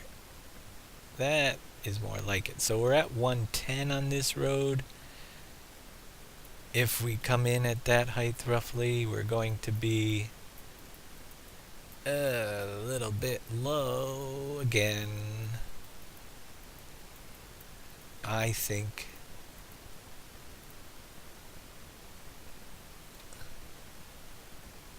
we're almost home. I just want to get it over there. See, this is going to be to 116. And that is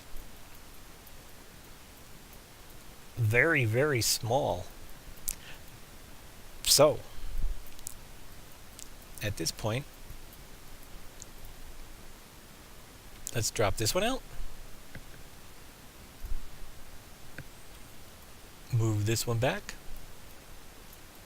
It can easily be edited if we're higher, but because the roads are pretty much stuck where they are, lower doesn't work. So we'll put that one there. And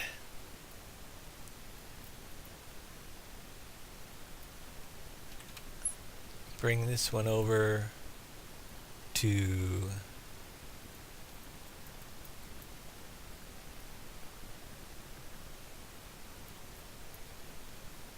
there. And we just got to go up 10 with this road here to 126.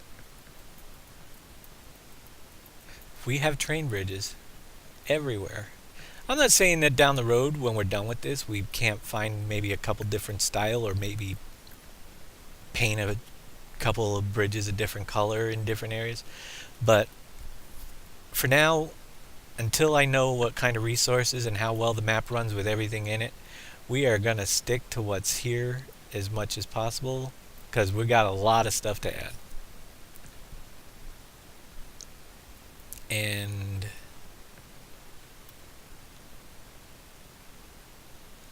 I don't know what effect it's going to... You never know when you get a new engine what kind of effect that's going to have down a little ways. So we're not too bad. We don't have to raise this up too much more, but we'll have a nice big ridge coming through over here.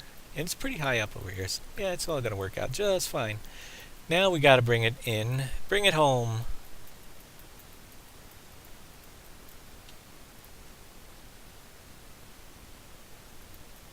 And we will copy that piece, which is not positioned correctly. So let's get that out of there for a minute. You notice if I don't round these numbers off, that little point might make it not reach its destination. So let's see. Are we going into negative numbers on this scale now? Come on, mouse, work. I just grabbed the bridge. Trying to grab the blue arrow.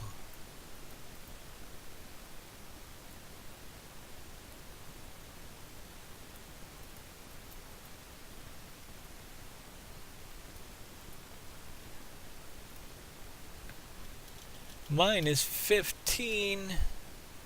Okay. We're going to have to do a little bit of a swerve to the right here. So let's get that zigzag piece that's way... Where was the last place I used those? Way back here. I got to get it to line up along the side. Go up. Go under, keep adjoining large fields flat. Yeah. I could go under. There's going to be... It's going to be pretty cool.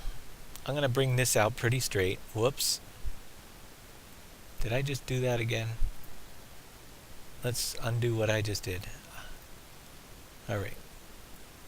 I duplicated it, I believe. I want to hit the right button.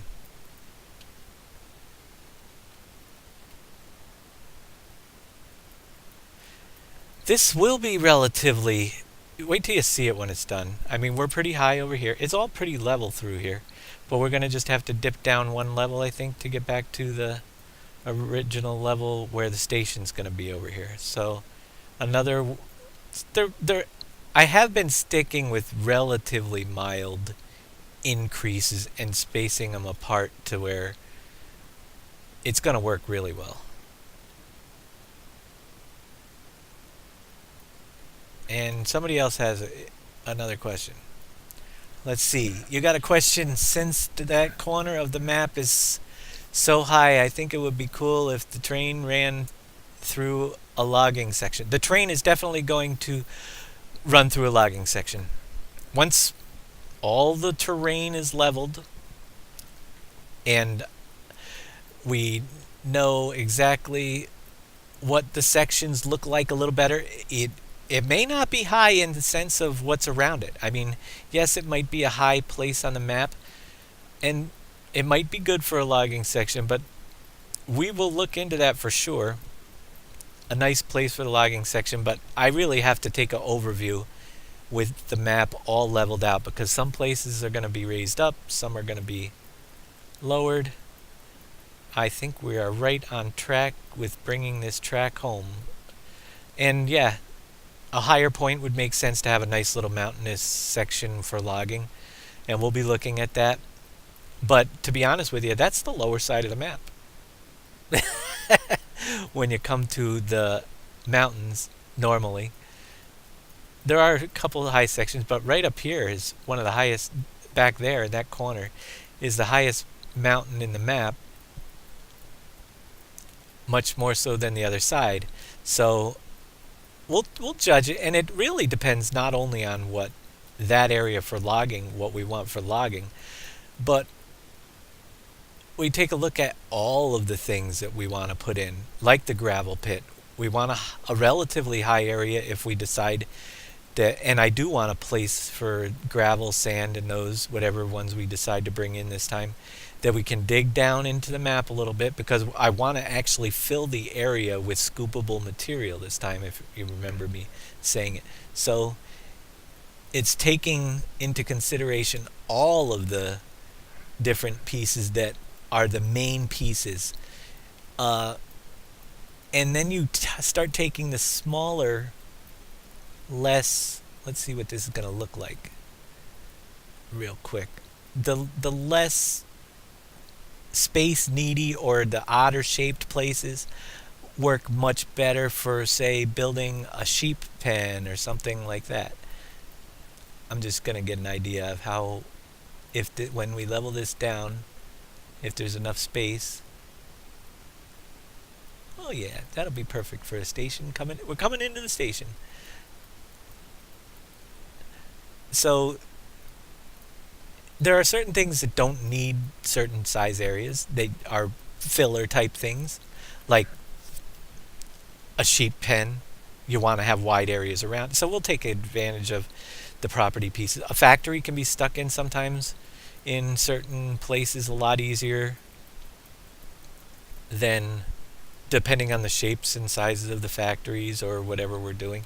But also you got to start taking into consideration relation to other objects.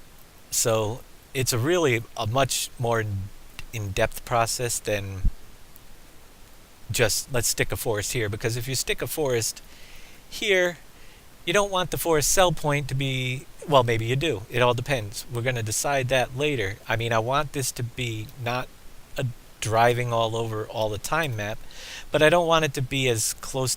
I want to be able to use the train for shipping logs, so it wouldn't make sense to have the main forest cell point to be right next to where the forest is going to be. You want further places on the tracks to be worth more money to bring the stuff there. All those little considerations, and they all have to come in play too, along with what everything else in the map comes down to. Like, I always like to have a large grass area around my BGA, and where the BGA is in this map right now doesn't quite cut it. I shouldn't have did that yet, because it's kind of closed in. There's a couple fields around, but so it'll probably move out, and we're gonna need one of the larger open areas for mowing grass and stuff. Got to keep Grabby Latouche there, happy with his BGA lands, you know. Let's see, what am I doing? 111. We're bringing the train on home. And I see a lot of text scrolling out of the corner of my eye. Is there a way to make the sky bigger? Yes, I see what you're saying about the sky, and that is definitely an issue. Um, when you get close to the edge, it is, and as the stuff just scrolled off, you can see the corners in the flat, and it gets flat, and the sunset looks funny. Yes, that is totally acceptable. It will be changed. I didn't get there yet. Um, the sky is an i3D file. I personally haven't tried to even scale it up, but I do know because it's an i3D file. Worst thing happens, I can bring in the sky from the a 4x map that we've done in the past. It isn't the new sky technology. I'm pretty sure it will work. We will get a sky stretch out. It's just a matter of figuring out how to do it. But yeah, it's too close to the corners. We know that. Uh, don't worry about it. We'll do once I figure it out. I haven't even looked into it. It might be very easy. It might be more difficult than I think it's going to be. I haven't even looked at how the sky is done. Normally when I'm doing maps, like I said, I don't know everything. I know how to put pieces in place. My best bet would be by the time I get to the sky, somebody has a 4x map out there with the sky already scaled up and I don't have to worry about it. So that's why I'm not concerned yet, because I know my map's going to take longer than a lot of the people that are working on 4x maps right now. And somebody will figure it out and make it easy for me. I told you I don't know everything. But I do know how to link a new sky to the map, that's for sure. Once we get one, I think we got a potential for a really nice straightaway for double tracks in here.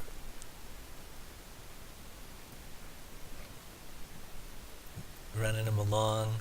Let's turn it around.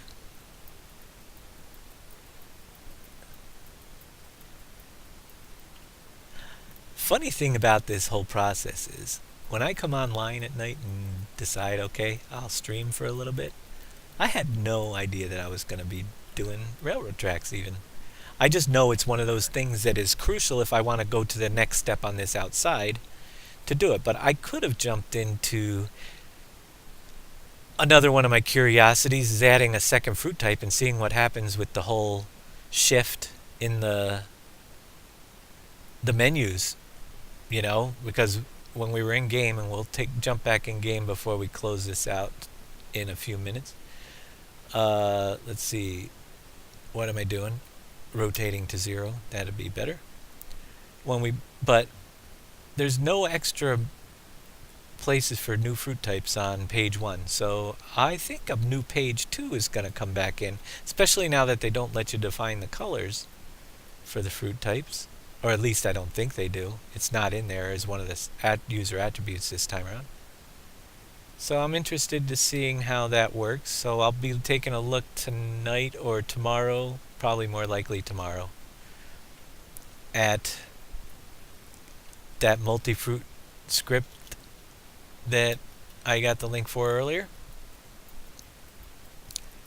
And there. I'll also be finishing up this other end of the track tomorrow for sure. And then we'll get into starting to work a little bit more on the terrain levels out here. But you never know.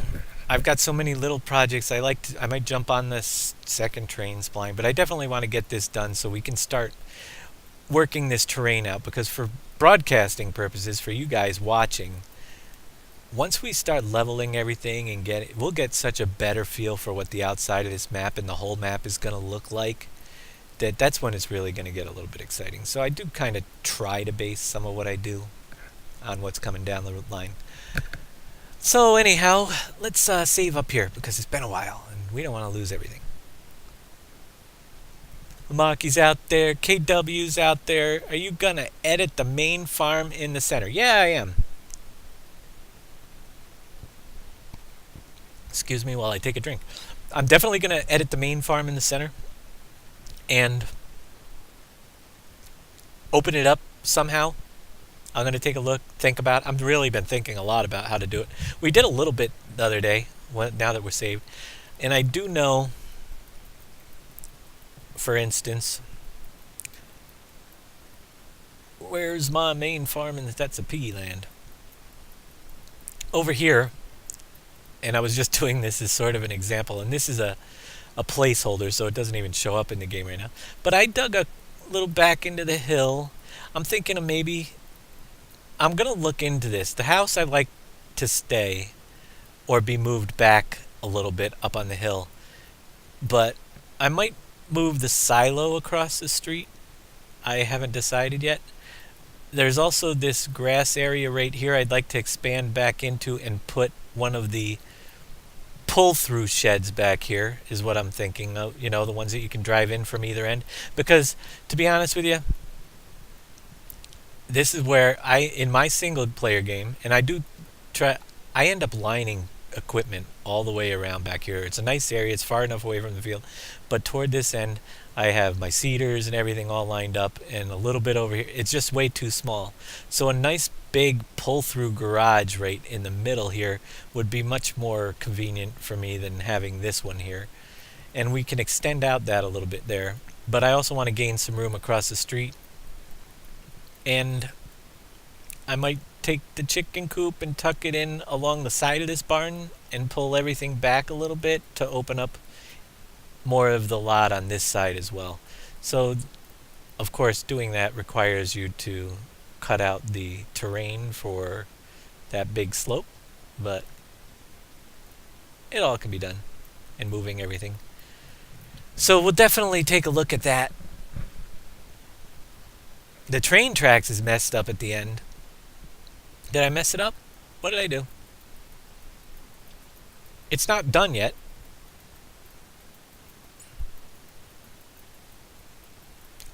Nope, it's all there. Nothing wrong with it yet. It's not going home yet, and this piece just is got to be leveled out.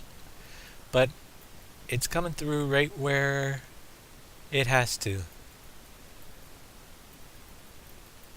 We will be doing a lot of landscape leveling and all that fun stuff. And it's going to turn around, and I'm going to tomorrow meet it up with the other rail as I bring it in here. So I'll swing this out a little bit. It's going to be train station right out here. Alright, save one more time. Going to jump back in and take a quick look at the map one more time before we call it an evening, and we will be back on Friday night, 9 p.m. Eastern time, and you guys can see what I got done in between now and then. Most likely it's going to be just finishing up this track, is a few hours of it. I'll be messing around with a little bit more, trying to figure out that answer to my fruit type. Yep, don't need that. Checking out that multi-fruit stuff. I'd like to start messing with the sand and stuff and playing around and figuring out. I got to find out the parts that need. What's going to work is one of the crucial things. What's going to work in the map this year?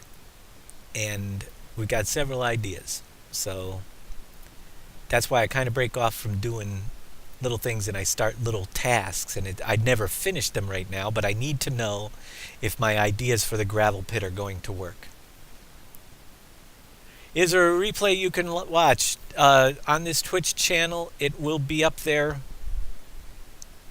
and I have to post up the last video as well, but it will be on Twitch for the replay once we end the broadcast, and then on the YouTube there's a button down below. It'll probably take an hour to get that posted to YouTube, but it will be up on the YouTube channel.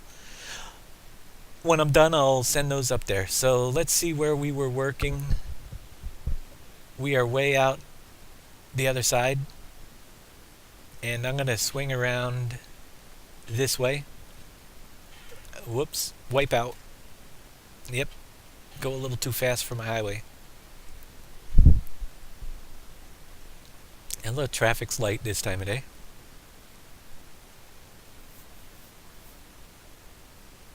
Let's head on down. I just think it's pretty cool that we can get out this tunnel. When I saw them, I said, first thing I did was tried to drive through one, and I hit that invisible barrier, and I said, well, that's gotta stop. So here we are in our new tunnel. And look at the traffic turns around right at the end of the road there because I have to extend those splines out into the new country, the new world. And again, a lot of this land isn't exactly leveled out here, so it's going to be a little crazy, but I'm going to try to head up this way.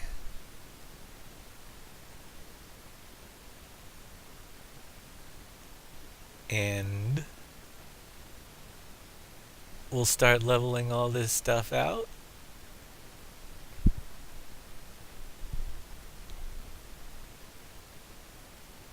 The road's up there, just hanging in the air. Oh, are we not going to get up? It's funny how big the little things like that are actually in the game, and you don't realize it until you get there, how high up that really is. I mean, the landscape is going to be raised up. Whoa. Quite a bit in this area. We are really low.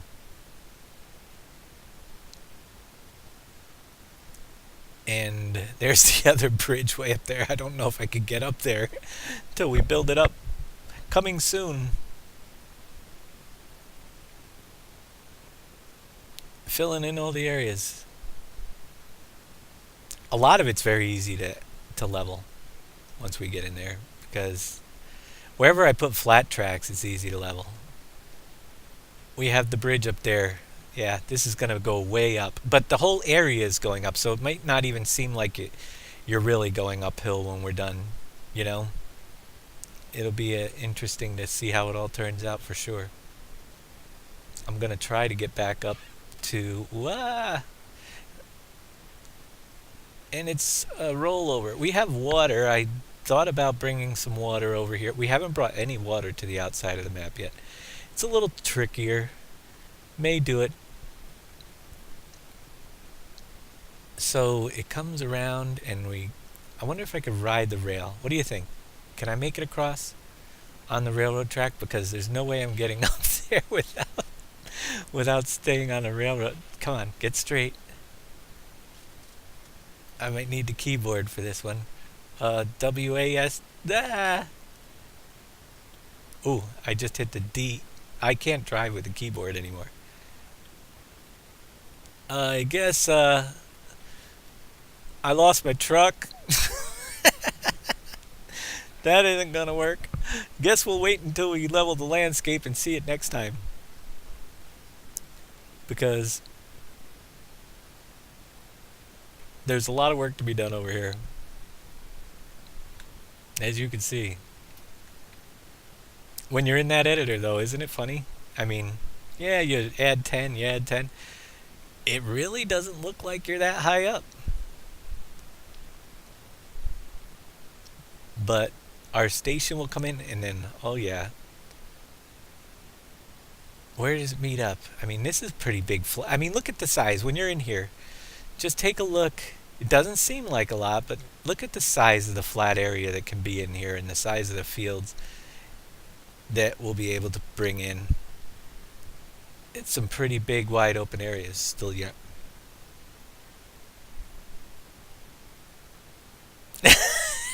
Zero chance. You got that right.